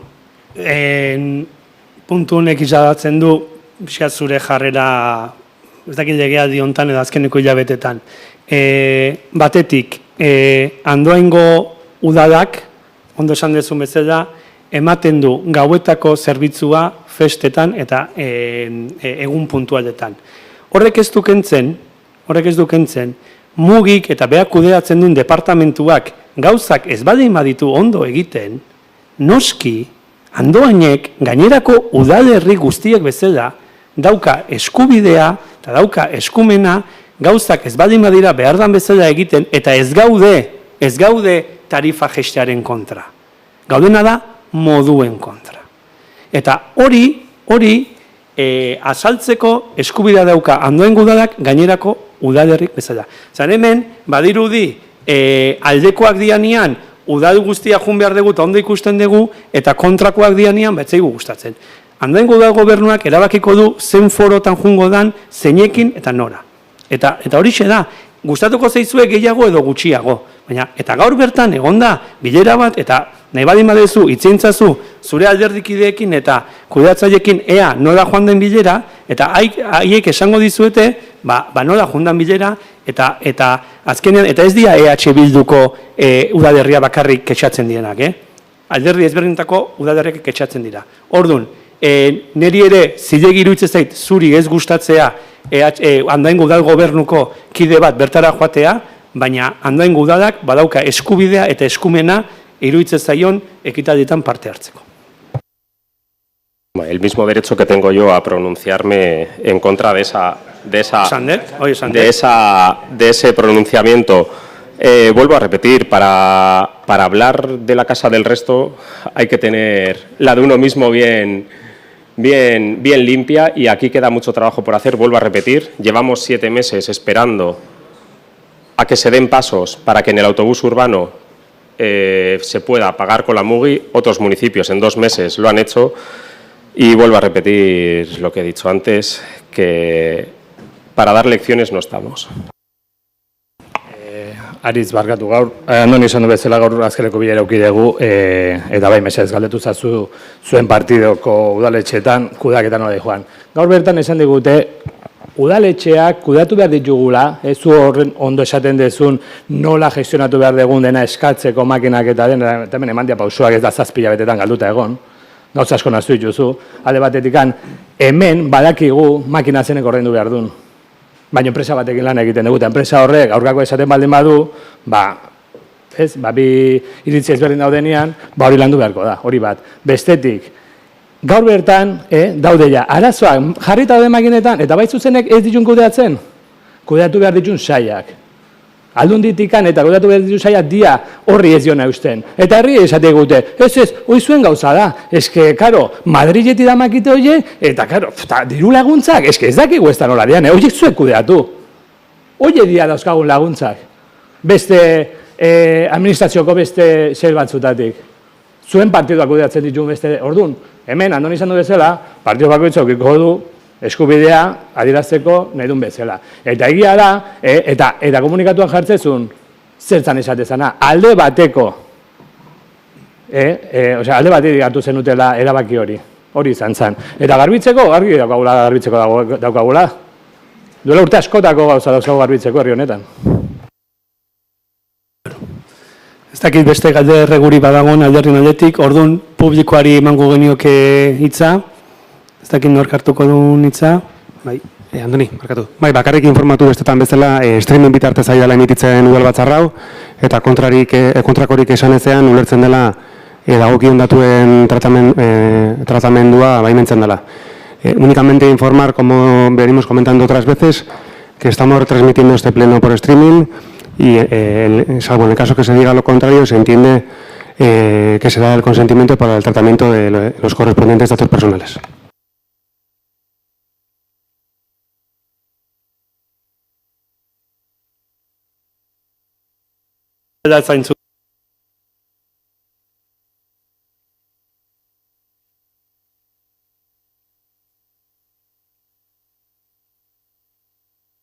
Oantxe bai, ezta? Bueno, arratsaldeon, errespetatu anoin plataformatik hitz egingo dut, eta urriko plenoan ingenuen bezala, oso luzea geratu ez dadin, nire parte hartze osoa gaztera zingo dut. La plataforma Respeto Andoain y la ciudadanía que nos impulsa hemos trabajado durante años para trasladar a nuestros representantes políticos la enorme trascendencia de aprobar un proyecto como Convivencia 2 o Lazo, una infraestructura que no solo perpetúa los problemas actuales, sino que condicionará durante décadas el modelo de desarrollo de Andoain. Lo hemos hecho reuniéndonos con todos los partidos con representación en el Ayuntamiento y en las Juntas Generales. Lo hemos hecho recogiendo más de 3.500 firmas y promoviendo cientos de alegaciones. Lo hemos hecho participando en la mesa de seguimiento del estudio comparativo elaborado por Sestra. Lo hemos hecho durante el proceso de socialización de esa comparativa. Y finalmente, el pueblo de Andoain habló con claridad. El 93,78% apostó por la variante exterior mejorada. A pesar de ello, vino la Diputación Andoain, presentó un supuesto plan integral, evitó responder a las preguntas de la ciudadanía y se marchó afirmando que el Lazo era la solución que mejor respondía a las necesidades de Andoain y de Guipúzcoa. Eso no es diálogo, eso no es participación, eso no es escuchar a un pueblo. Y eso tiene un nombre, imposición. Y es así como exactamente nos sentimos, ignorados, menospreciados y profundamente estafados. Nos preguntamos por qué la Diputación mantiene con tanto empeño un proyecto que ya no hace insuficiente para resolver los problemas de seguridad y movilidad del territorio, que obligará a futuras intervenciones y que además incrementa las afecciones sobre Andoain. ¿Por qué se insiste en una infraestructura que los propios estudios técnicos sitúan por detrás de otras alternativas? ¿Por qué se desprecia una solución que ofrece mejores condiciones de seguridad, movilidad y planificación de futuro?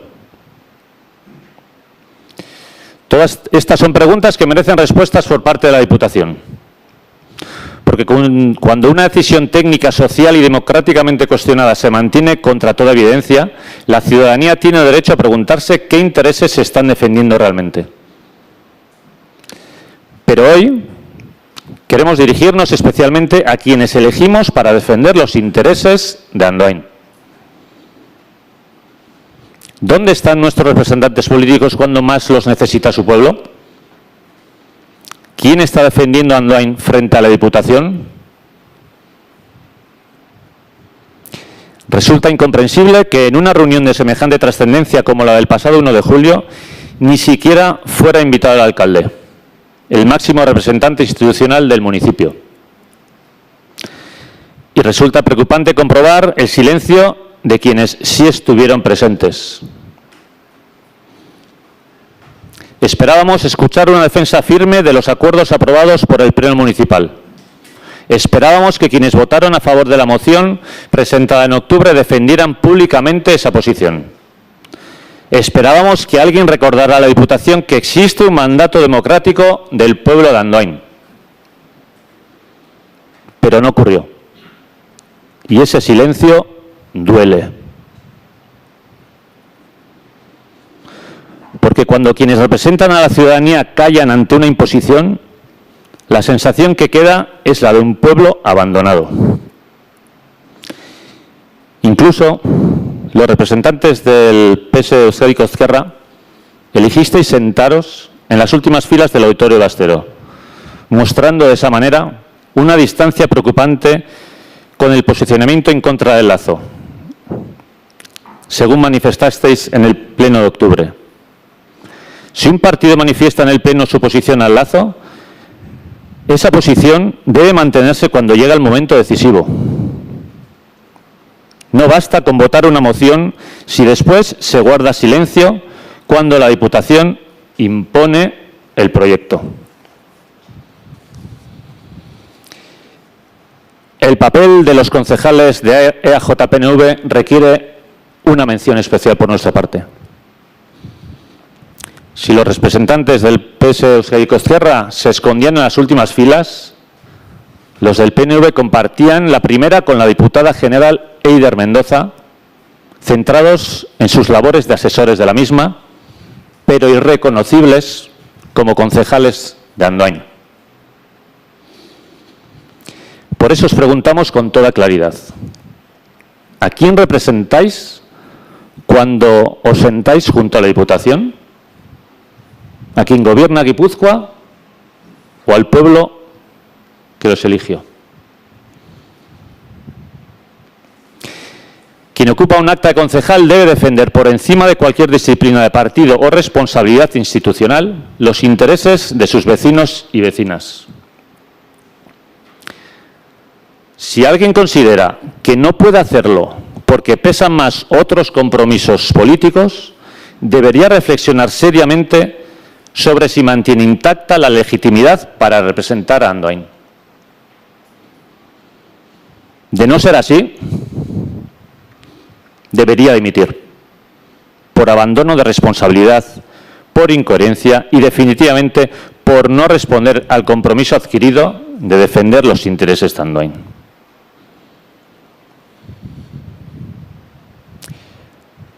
Nos preocupa comprobar cómo demasiadas veces la política se reduce a titulares, redes sociales, vídeos, fotografías o enfrentamientos estériles, mientras el mayor problema que afrontará Andoain en las próximas décadas apenas encuentra una respuesta firme de quienes fueron elegidos para defendernos. No necesitamos más gestos, no necesitamos más declaraciones ambiguas. Necesitamos valentía. Necesitamos coherencia. Necesitamos representantes que no agachen la cabeza cuando la Diputación se equivoca. Necesitamos representantes que no sacrifiquen los intereses de Andoain por disciplina de partido, por expectativas personales o por futuras responsabilidades en otras instituciones. Y el pueblo percibe esas contradicciones. Y por eso el pueblo está profundamente enfadado.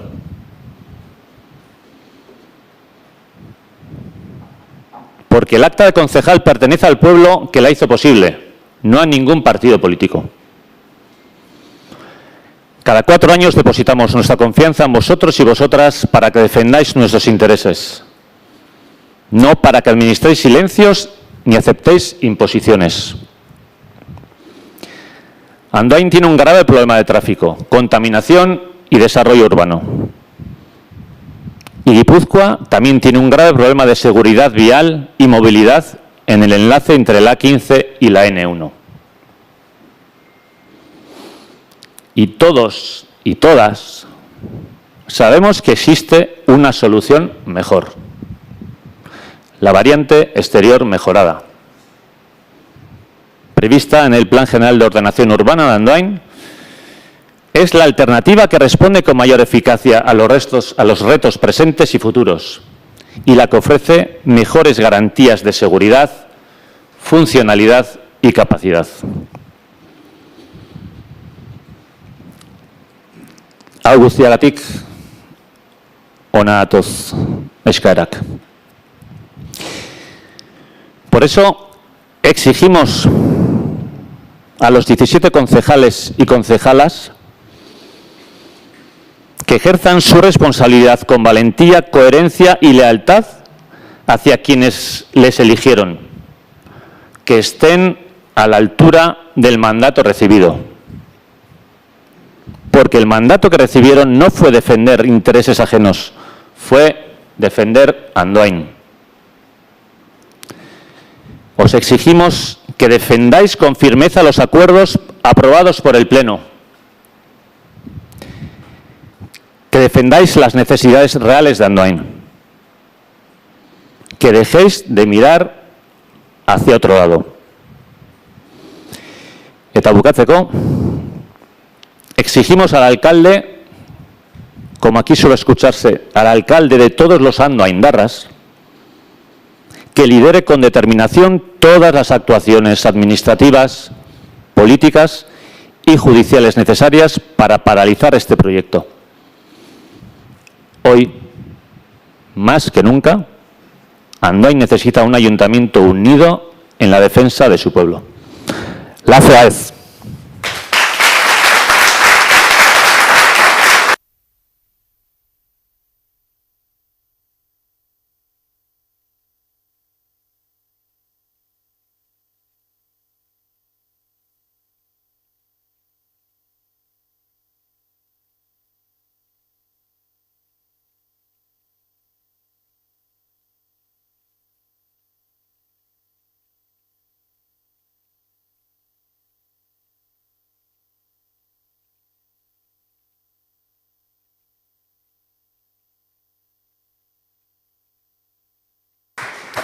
Bai, puntu honetan adierazi nahiko nuke, batetik deno dakizuen bezala, zu herritarrentzat uztailaren 29an amaitzen da alegazioak egiteko epea, baina udalarentzat tramito administrazio bat dela medio uztailaren 28an amaituko da.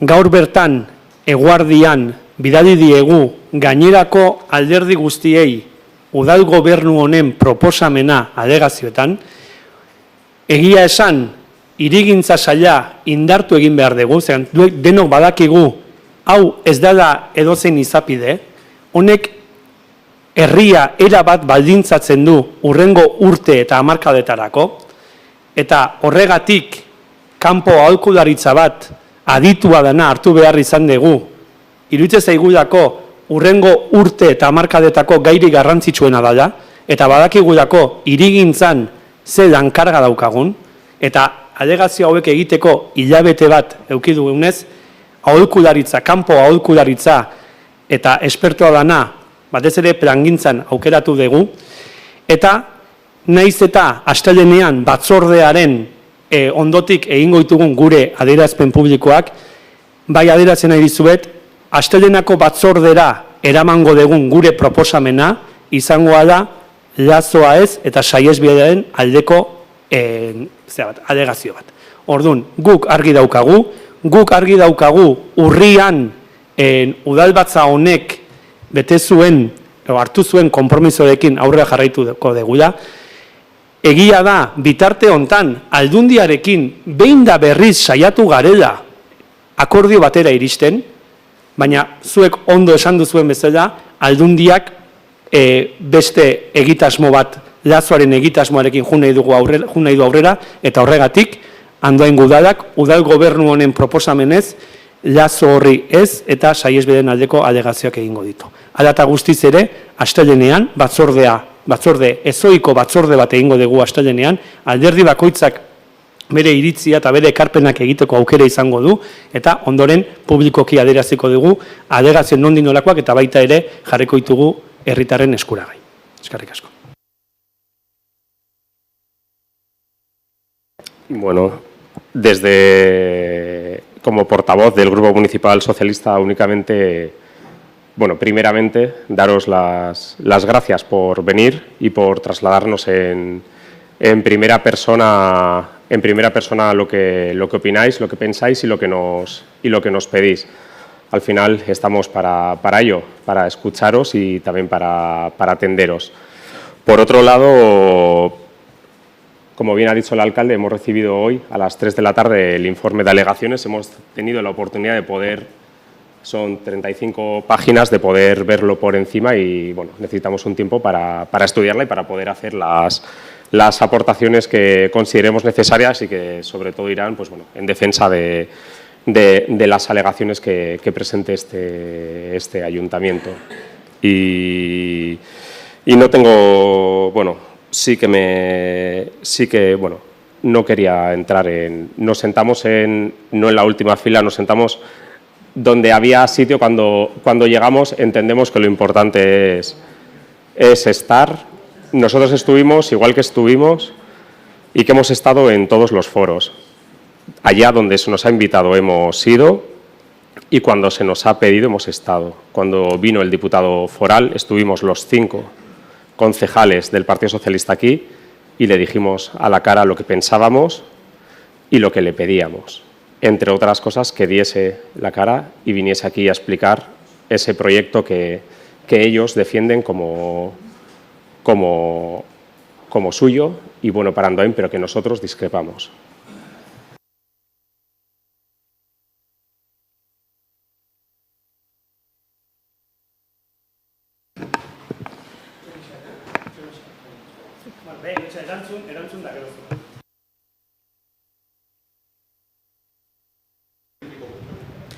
Aritz, eskatuko nizuke que no seas tan cínico. Oindala gutxi, egun hauetan ikusi dugu. Perdona que te corte, pero yo no voy a tolerar que aquí se me llame cínico o se me llame nada. Aquí no estamos para que nos tratéis con respeto, de la misma manera que nosotros os tratamos con respeto. No voy a permitir que a mi persona os dirijáis así. No lo voy a tolerar, ni por ti ni por nadie. Eso que os quede claro. Nosotros no vamos a tolerar que se nos ningunee de ninguna manera. Y tú nos has ninguneado. Así que si pides respeto, nos respetas a nosotros. Porque has dicho que no os habéis sentado en el último momento, que ha venido la Diputación, pero no escuchamos ninguna pregunta ni nada en contra hacia el diputado. Entonces, por eso te digo que no nos ningunees. Esta semana, es que no sé qué os creéis que somos los ciudadanos. Esta semana ha salido esta semana o la anterior, no me acuerdo, en el periódico, que sabemos escribir, que sabemos leer, que tenemos entendimiento y que sabemos luchar por nuestros derechos. Por eso te he dicho que no seas cínico, porque no dijiste nada, ni tú ni ningún miembro de tu partido político. Eso no es faltar al respeto, eso es decir la verdad. Eso es todo lo que quería decir.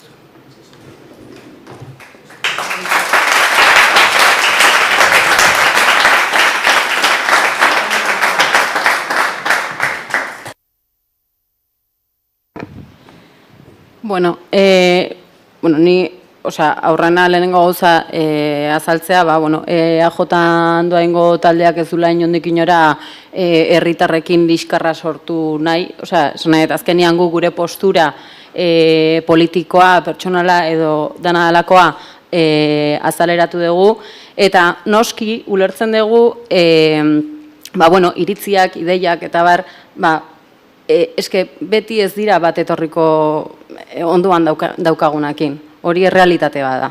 Eta hitz egiten dezutenean zergatik gaude hemen,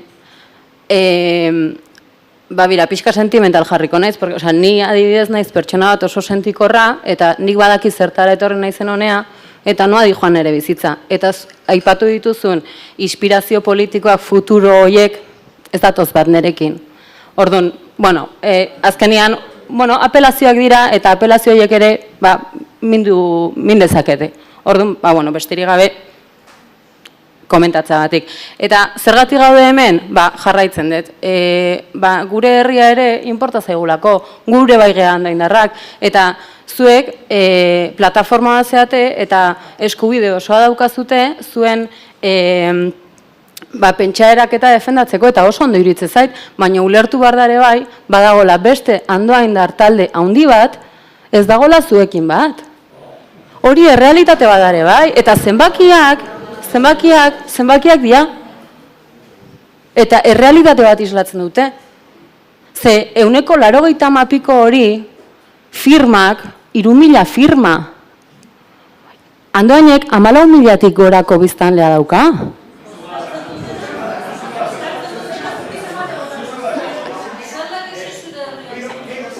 Barkatu, eskertuko nizueke bere hitzartzea ustea bukatzen, eta gero amaitzean norbaitek hitza hartu nahiko badu, utziko diogu, baina utzi diozue mesedez hitzartzea amaitzen.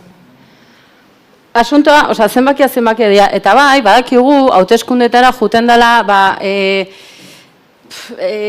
tamalez, 150 inguru iristen balin bagea, ados, baina zuek ere 3.000 firma dauzkazute, esan nahi, eta hori ez da andoain osoa, eta badaude zuek bezalako beste plataforma batzuk, zuekin, diferentzia batzuk euki dituztenak, eta hori ere realidade bat da. EAJ andoain foru guztitara joan da. EAJ andoain hemen egon da lan zen. Eta hori ere egia da, eta esanin behar da. Eta koherentzia de bai aipatu dezute. Ostra, esango nuke, andoainen alderdi politiko bakarra koherentziz jokatu duna, EAJ andoain dela. Eta koherentzia da, hasieratik bukaerara postura mantentzea, eta hori nahi dezute jakin, apelatu dezute zuzenan EAJ andoain. Zein da bere postura? Hau da bere postura, eta nik ulertzen dut, gustatuko zaizue edo ez. Baina eske, bizitza hontan onartu behar da ondokoak beti ez dula gu bezala pentsatuko. Hori hola da. Eta azkenik, eta benetan esatitu ez dut bronka sortu nahi, benetan, azken interesatua nahi sortan, bizikidetza ere aipatu da. Eta bereziki bizikidetza aipatu da, beste gai batekin nastuta, eta lehen ez dut gaia atea izan nahi, baina itxusia iruditzen zait nastea. Zen nasten jartzen balin bagea, herri hontan, bizikidetza kontutan gertatu dana, denak isilikatuko gea. Orduan, ez esan gu bizikidetza, o utzi, azalean bezala, hemen bizikidetza eskatza datozenak, guain etorri diala kasualidadez, bizikidetzan pro, lanian ari dian, taldea. Ostras, nik uste ez zaigula inorri interesatzen mokoka egotea. Eta onartu inbar da, EAJ-an posizioa hori da, eta azaleratu du jundan foro guztitan. Baina banaka mesedez eta eseri egin beharko duzue. Ana denengo eta gero Makatzaga. Baina eseri egin beharko duzue. Botoiari eman mesedez, Ana. Idoia, Barkatu, baino, por un lado decirte, y en el anterior pleno, y Manuel también hizo referencia a la escasa representatividad de la consulta que se había realizado en Andoain, a ser 3.500 firmas, los que habían votado en favor de la variante, y que suponía el 17, y pico % de la población. Primero, no es verdad. Y no creo que vosotros sois conscientes de eso. Sabemos, primero, que todos los menores de edad no podían votar. Segundo, las dificultades que tenía nuestra votación implicaban un posicionamiento y una militancia que desde luego no supone cuando os presentáis vosotros a las elecciones. Vosotros contáis con una campaña electoral en la que tenéis todos los medios de comunicación haciendo la propaganda, donde se pueden sacar las urnas y la gente puede ir a votar. Nosotros solo por vía telemática. Esa es una dificultad añadida. Vosotros sabéis, llegan las elecciones municipales y la abuela que no puede andar le lleva el hijo a votar. Esa no era la situación nuestra. Entonces, no menospreciemos 3.500 votos cuando, bueno, primero eso, y menos cuando, lo siento, pero en este momento, de los aquí que estáis sentados, que os han votado, hemos sacado más votos que creo que la primera fuerza, O sea que realmente nuestros 3.500 votos, además, cada voto valía por más que uno, porque si exigía una militancia y un posicionamiento claro, y lo que al final vosotros queréis es un posicionamiento en el que votemos una vez y os demos la razón para toda la legislatura. No queréis una sociedad civil crítica y desde ahí se han mejorado todos los proyectos sociales, porque cuando la población es capaz de ser crítica con la realidad existente, nosotros detrás nuestro sí que no hay ningún interés, no hay ningún interés. Una defensa de Andoain, porque de verdad te digo que nos consideramos todos andoaindarras militantes. Y aquí muchas cosas feas también ha habido. También nos han querido a nosotros unir con un determinado grupo político, que éramos una plataforma política, sabiendo todos que eso no es verdad.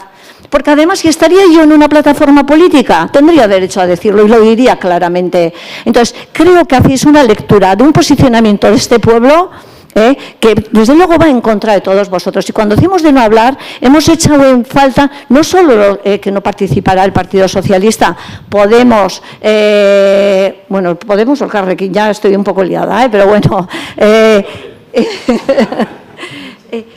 me refiero a que realmente, si habíamos dicho no al lazo, nuestros representantes políticos tienen que ser firmes, no pueden bajar la cabeza ante la Diputación.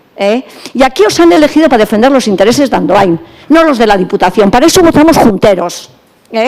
Y los 3.500 votos, desde luego, es para que los tendríais muy en cuenta. Como el 40% de abstención que existe en las votaciones cuando llegan. Porque al final uno se tiene que sentir representado. Y desde luego nosotros nos sentimos abandonados. Con los datos que tenéis de contaminación atmosférica que está sufriendo Andoain, no hay Dios que justifique que el lazo es la solución para Andoain. Cuando sabéis que es la carretera más segura desde el punto de vista de circulatorio, no se puede decir que la solución es el lazo. Y este pueblo lo tiene claro. Nos falta defensores comprometidos en favor del lazo. Y si hay que ir a otras vías que no sean solamente de emociones, que seamos valientes y que vayamos.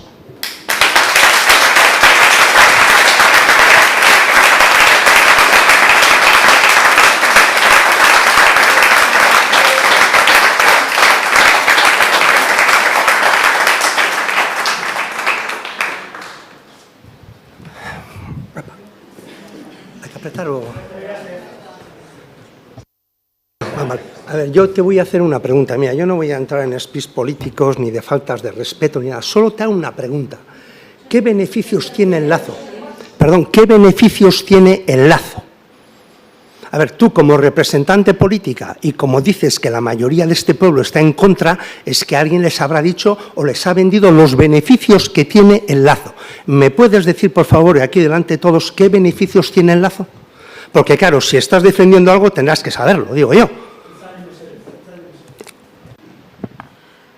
Bueno, ni buruz ez dakit, noski. Bueno, Bueno, osea, bale. Asuntoa da bere garaian, nahi tokatu zitzaitean gaina etortzea foro hortara, nun esplikatu zitzaigun analisis multifaktorial, nola deitu zitzaion honi? Kriterio. Multikriterio horren emaitza zein izan zen. Eta garai hortan, emaitza bat zan. Goatzezate emaitza? Zein zan? Bueno, bale, ez berdin du, nik erantzungoet. Erantzuna zan Lazo azala hoberena, bai? Ba, orduan informe desberdinak ikusi ditugu?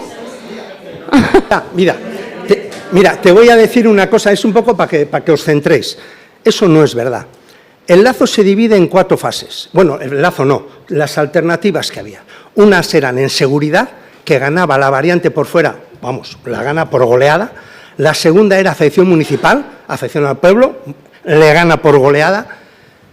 Se hizo el estudio de impacto ambiental que vosotros defendíais que no se podía hacer, y sí se puede hacer, y ahí se nos penalizó, y te voy a decir, se nos penalizó por cosas, pero una de ellas, por ejemplo, es que no, como parece ser que no sabéis cómo va, es que marca en cada vía van 4 carriles. Entonces, eso se puede apurar y quitar uno, bajaría la puntuación. La única merma que nos hizo por 2 centésimas fue el dinero. De las 4 cosas, 3 era por encima muchísimo mejor la variante exterior. La que dificultaba era el dinero. O sea, si estáis vendiendo algo, al menos saber de qué estáis hablando. No es que sea mejor. No, oye, y si mira, vamos, donde quieras, tomamos un café y me lo cuentas cuando sepáis cuál es la verdad. Es mucho mejor la variante en seguridad, en afección municipal y en medio ambiente. Lo único que castiga es el dinero. Y ahí es donde perdemos esas 2 centésimas. Entonces, siempre pregunto, por favor, beneficios del Lazo, y nunca contestáis. Simplemente era la pregunta. Orduan arrazoia eman diazu. Eta analisi horren emaitzaren proiektu egingarrina edo hoberena Lazoa zen. 2 zentesimagatik, ados, baina eskatutako analizia zen multikriterioa. Eta multikriterioa multi da. Ez dugu ezin zaio jarri, bueno, guain hau kenduko dugu eta gero beste bat kenduko dugu. Baina, bueno, ni ez nahi dut hortan sartu, ze gaina ni biokimikaria naiz, ez naiz ez arkitektoa, ez ingeniaria, ez ezer. Orduan, bueno, bale, oso ondo, eta horregatik ezin naiz ni defentsan jarri aspektu teknikoekin. Nik informe hori irakurri dut, emaitza ikusi dut, zenbakiak ikusi ditut, eta emaitza da. Kendu daitezke kriterioak edo nahi dezuna, baina hori da. Eta gero, aparte beste errealitate bat dago, eta EAJ Andoainek askotan defenditu izan duna da, Lazoaren proiektua ez dijoala bakarrik Lazoarekin, baizik eta diputazioaren intentzioa dela, eta gainera, gobernu honek badaki, Lazoa ez dara gauza bat independentea baizik eta bere jarraipena duela. Eta gaur egun hortaz enteratu ez baldin bagea, norbait isili dagola, esan nahi du. Hala ere, ez dut gehiago erantzungo, ez dut sartu nahi gauza hauetan, ze gaina, errespetua eta hori dana, nik ustet ez detela euki errespetu faltarik inorri, eta asko baloratzen dut jendean, herritarren mugimendua eta hori dana, baloratzen ditut ere jaso dituzuen firmak, txalogarria iruditzen zaititen den lana, baina berriz diot, onartu behar da, denok ez degula berdin pentsatzen, eta hori da errealitatea. Eta tamalez, nik ulertzen dut, aserre egon zaitezketela, nahi ez zutena, baina neri ez etorri esanez, ez zara enteratu, ez dakiz zer eta bakiz zer. Orduan, bueno. Yo te he dicho si sabes, yo no te he dicho que no te has enterado, no faltes. Yo te he dicho... A ver si os enteráis, es decir, no te enteras. No, a ver si os enteráis, porque mira, te voy a decir más, mira, el Lazo será buenísimo, pero vosotros, los dos, ya que esto, habéis salido anunciando el corrimiento de Mimendi. ¿Mentir qué es? ¿Faltar al respeto o qué es? Mentir. ¿Que no es mentira? Proiektu hori ez da gezurra. A ver. Ideia hori ez da gezurra. A ver, ¿por qué no es mentira? Barkatu, eskertuko nizueke banak eitzeitea eta errespetuz eta... Bai, pero ¿por qué no es mentira? No, es que gezurra da, es que eso es imposible, el dibujo ese es mentira, ese dibujo, bueno, miento, falta a la verdad, ese dibujo es imposible de que sea así, porque tal y como está dibujado, la altura de ese túnel son 2,5 metros, porque no puede ser a ras de los arbustos el túnel, por eso digo que, a ver, perdona lo de mira, prefiero deciros que miréis cómo es antes que deciros que habéis hecho mala leche, porque claro, hay que coger las cotas. La altura de donde está, de los garajes de Mimendi, ese túnel no tiene una altura, no llega a 3 metros. No puede pasar un camión. ¿Qué pasa? Que para que pase un camión hay que levantar en las casas de Mimendi 4 metros de muro. Es que a mí me hace gracia, y vosotros también salisteis anunciando eso, y vosotros también. Y entonces, mentir, es que no sé qué palabra emplear, ¿eso qué supone a la gente? Eso no se puede realizar eso. Hay que levantar un muro para que quede una altura de 4,5 metros, más señalizaciones, más el pavimento que lleva encima, más las vigas, de 7,5 metros. Por eso te estoy diciendo, y no, es que no quiero ni faltarte, por eso te he dicho que un día si quieres tomamos, porque es que no se puede realizar. Entonces, para mí, que me estén mintiendo, hombre, y para todos los que estamos aquí, nos pone muy mala hostia. Entonces, dejaros que aunque sea tengamos el derecho a la pataleta, porque no se puede realizar. Por eso te he dicho, os he dicho que miréis las cosas, porque a la pregunta no me has dicho ningún beneficio para el lazo, o sea, es que no hay una, decirme una, que no, el estudio sale que es más barato. Vale, ya está, contestado quedo, pero todos ellos también, ¿eh? Todo el mundo ha quedado contestado. Sin más, no quiero faltar, ¿eh? Es un poco porque es que me estáis diciendo que no, hombre, es que no es realizable. No es realizable. Y miradlo, y si un día me veis en la calle y me decís, oye, mira, no tienes ni idea. Me lo miráis, os enseño vídeos si queréis, ¿eh? Pero bueno, sin más. Para eso era.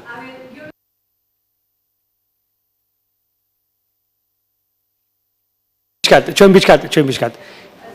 Entzun adizateko...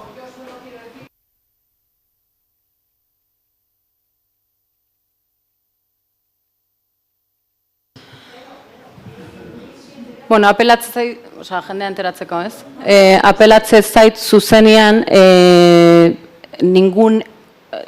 literalki esango, has ninguneado 3.500 votos y me preguntan directamente que a ver a mí cuánta gente me votó. Bueno, ¿quieres que te conteste en castellano o en euskera? Vale. No hemos venido a hablar aquí de cuántos votos tengo yo, porque no...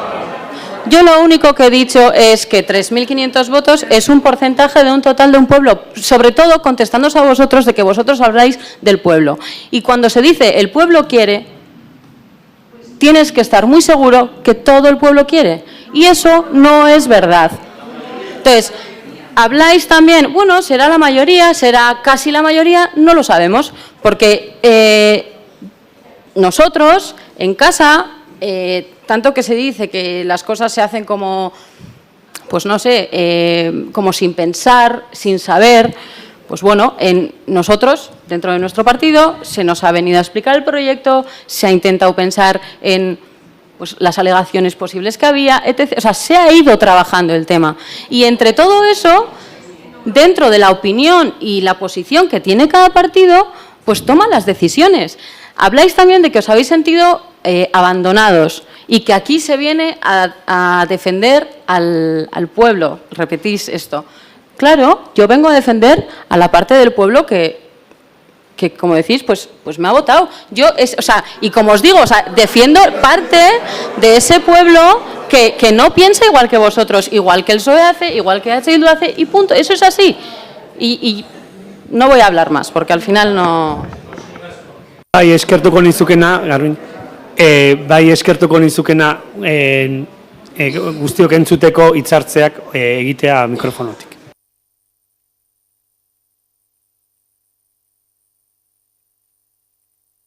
Hori, bueno, a ber, lehenengo goza ni naiz errespetatuan dain plataformakoa. Izugarri errespetatzen dut plataforma hori, izugarri baloratzen dut, ze aspaldiko partez, orain ja ez dago hori oso ohikoa ez da, jende batei da bere borondatez, bere ordu libretan, 1000 ordu sartzen, 1000 bilera egiten, 1000 azterketa egiten, 1000 informe irakurtzen, inongo soldatari gabe eta inongo dietari gabe. Orduan nik uste hori baloratu behar dela. Eta irutzen zait pixkat molestatu egiten dizuela talde horrek.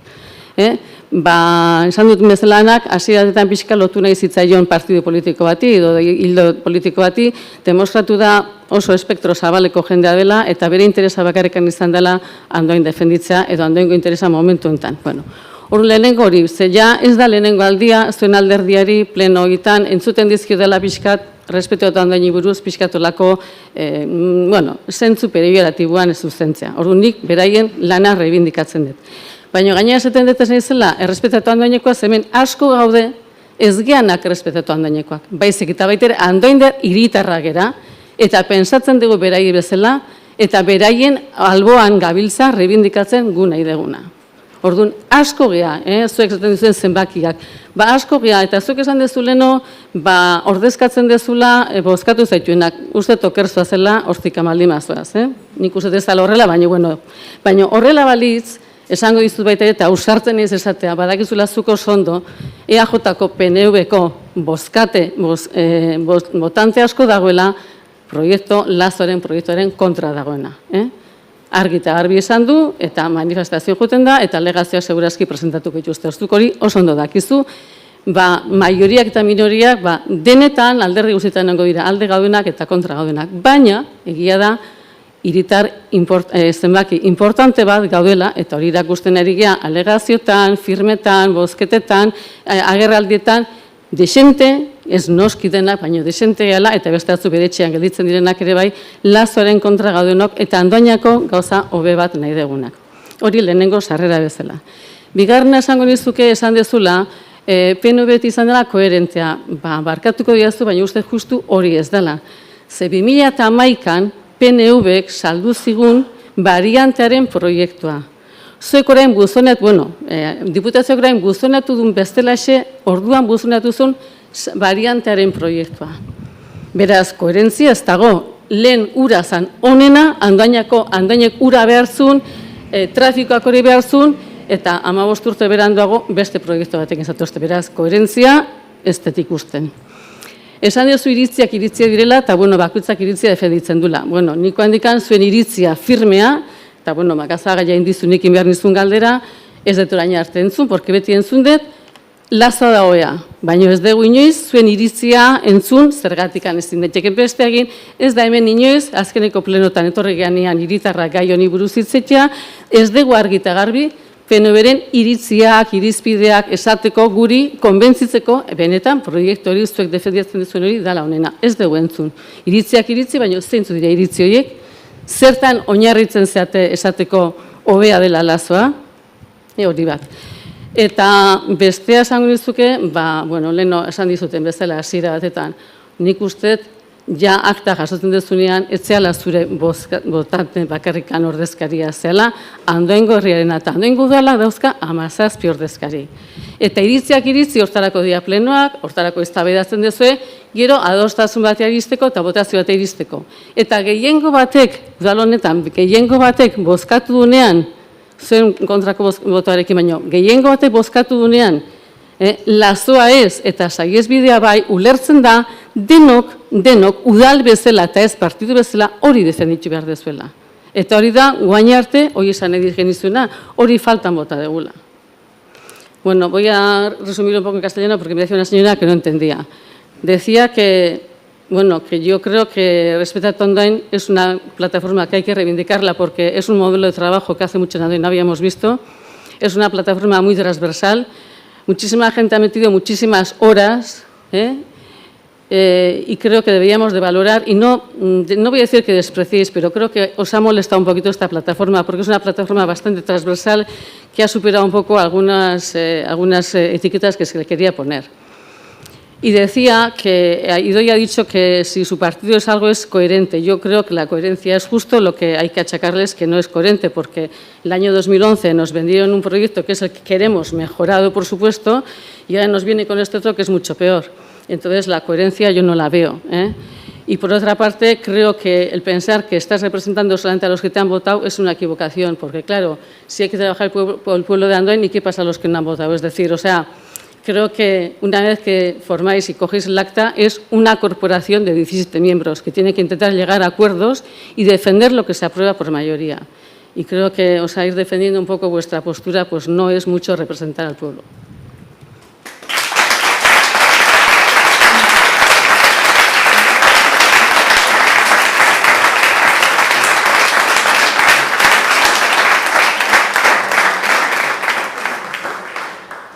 Vale.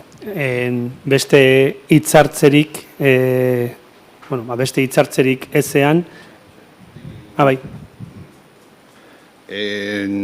Bueno, yo quiero empezar por pediros disculpas si en algún momento sentís que os he decepcionado en mis funciones como concejal. Desde el principio he apoyado esta plataforma ciudadana y lo seguiré haciendo incluso ante otros estamentos de mi partido, como he hecho hasta ahora.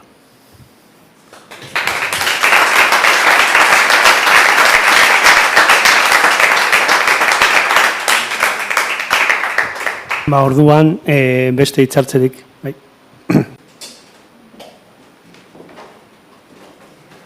Gerturatu eta mikrofonoa pixuta dakazu. Bai, atxaldeon. Ez da gai honetaz hitz egiteko, baina, ez da beste inor gai honekin jarraitu nahi duen, edo beste gai batea pasatzen nahi nuke. Bai, ez da esaten du, ez da gai honi buruz hitz egiteko, eta beste gai bat nahi du da hitz egin. Ez digo gai honekin lotuta, baina bai errespetutaz. Azkenen udal batek, herritar guztioi beharko liokeen errespetutaz hitz egin nahi nuke. Atxaldeon esan den bezala, ni Jon Zubiarrain naiz, Otita zentral hidroletiko eraikineko jabea, hau da, Trutxa Serreka pistifaktoriko, edo gaur egun, Andoaingo udalak Otieta bezala izendapena jarri zionako jabea. Galdera luzatu aurretik, gure egoeraren berri eman nahi nizueke. 2015ko kontu da, urte hartan, Leitzarango Landa Parke eremuko antolaketan plan berezia zehazten eizen Andoaingo udala. Bertan, Otieta eraikinari turismo jarduera ezartzeko aukera ematen zitzaion eta hori lortze aldera desjabetze aukera ere aipatzen zen. Aipaturiko plan berezia onartu aurretik, Otieta eraikinean aterpetxe jarduera ezartzeko asmoa genuela adierazi genion ordungo Anekarrere alkateari. Hau horrela, eta gure asmoa aurrera eraman ahal izateko, gure bete beharreko baldintzak zeintzuk izango lirateken argitzeko eskatu genion alkateari. Proposamena sinplea zen. Udal baliabideak desjabetzean, baimenak lortzean, proiektua idaztean, obran eta etorkizuneko kudeaketa baldintzak zehazten ibili, eta hau guztia burutu ondoren, jarduera berriaren kudeaketa kanpoko enpresa bati esleitu ordez, gurea zen eraikinean kostu guztia gure gain hartu eta kudeaterako baldintzak aurretik udalak ezartzea. Gazteleraz esango dut. Esto es, la propuesta planteada era muy simple.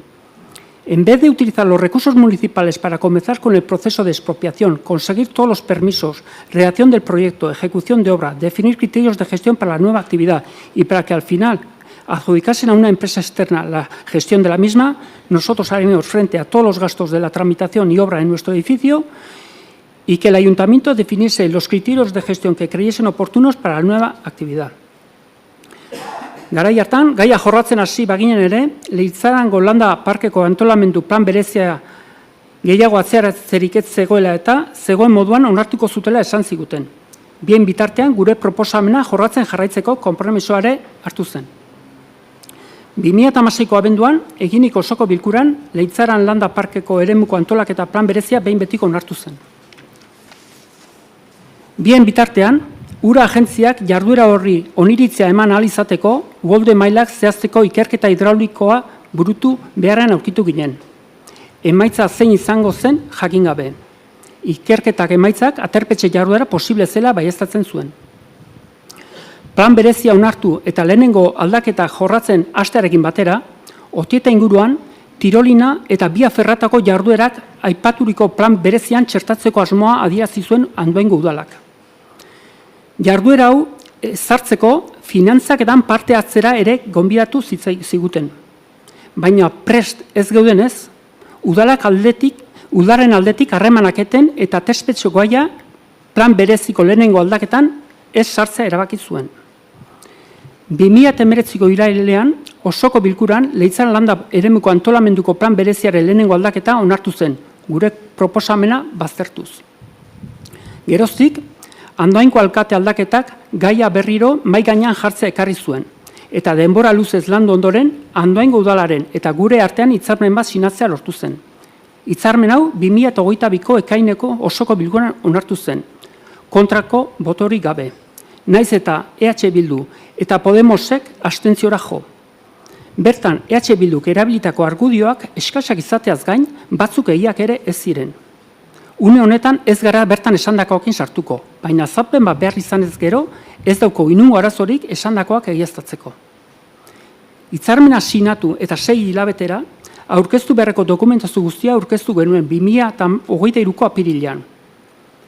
2025ko martxoan, Andoaingo hirigintza eta zerbitzuetako administrazio orokorreko teknikariek eginiko txostenean dio: se considera que las cuestiones a Susana señaladas en el presente informe son de carácter puntual y de limitado alcance, y no afectan a las determinaciones y ordenación definidas en el documento de la segunda modificación, por lo que se estima suficiente la subsanación de las mismas en el documento que se presente para la aprobación provisional. En atención a las cuestiones arriba expuestas, desde el punto de vista técnico-urbanístico, se informa favorablemente para su aprobación inicial la segunda modificación del Plan Especial de Ordenación del Ámbito Parque Rural de Leitzarán, con las siguientes condiciones. Aipaturiko kondizioak ezarriz, berriro ere dokumentazio guztia aurkeztu genuen 2026ko apirilean batean.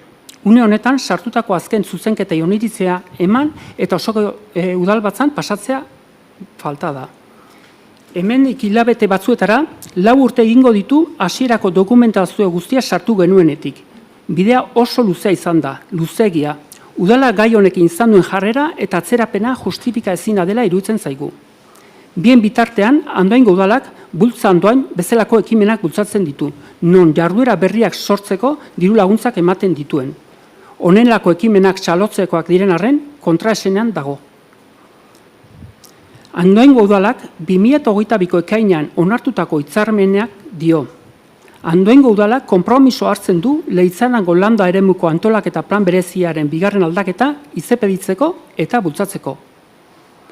Andoni, alkatea zean heinean, Andoaingo udala 2022ko ekainean onartuko hitzarmenak diotena errespetatu behar alduzu, eta horrela bada 2025ko martxoan hirigintza eta zerbitzuetako administrazio orokorreko txostenak dion zuzenketak aurkeztu ondoren, noizko onartu behar duzu Leitzaren landa eremuko antolamenduko plan bereziaren 2. aldaketa, eta gazteleraz esango dut. En el convenio urbanístico suscrito y aprobado en pleno en junio del 2022 se dice: el Ayuntamiento de Andoain se compromete a tramitar e impulsar la segunda modificación del Plan Especial del Ámbito Parque Rural de Leitzarán. Andoni, como alcalde que eres de Andoain, ¿vas a respetar el convenio urbanístico aprobado por el Ayuntamiento de Andoain en el pleno de junio del 2022? Y si es así, una vez presentadas todas las correcciones indicadas en el informe favorable del 2025 por parte del arquitecto municipal, ¿cuándo vais a aprobar la segunda modificación del Plan Especial de Ordenación del Ámbito Parque Rural de Leitzarán? Eskerrik asko, Jon. Zure galderari erantzunez, errespetatuko dugu zuk adierazi duzun hori, bai onartu beharra daukagu, eta gauzak luzatzen dianean, zuk ondo esan duzun bezala, 2015-etik zaude. Eta gauzak onartu beharra, eta niri dagokit onartzea, orain nina izateko Andoaingo arduraduna. Eta zure prozesuaren kudeaketan, Andoaingo udala gehiegi luzatu da. Eta horren erantzunkizuna nerea da, eta nere hartzen dut. Erantzuna da, ikusi dezu, nola daukagun hirigintza saila eta ze erronka dauzkagun. Eta hori, departamentu txiki batetik aurre behar diogu. Astelehenean amaitzen da alegazioak egiteko epea, eta gure urrengo zeetan, lanetan zuena dago. Hala ere, onartzen dut, eta onartzen dizut, 2015-etik ekintzaile batek ezin duela egon bere proiektua edo martxan jartzeko. Eta nik asumitzen dut. Ez dut, naiz hasiko beste batzua izan. Nik asumitzen dut gaur egun naizelako udadontako arduradun nagusia. Esaten dizut, orain, batez ere, urrengo hamarkadetarako baldintzatzen digun egitasmoa daukagu, astelehenean aurkeztuko dugu eta hurrengoa zuena izango da.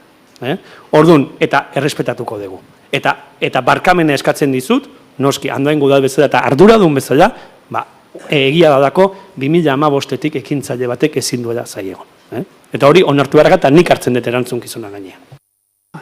Eskarrik asko esatea besteik ez, eta hitze hartzen dizut, nahi ezun elkartu eta gaiekin aurrera jotzeko. Datorren astean bertan deituko ditzut eta elkartuko gara.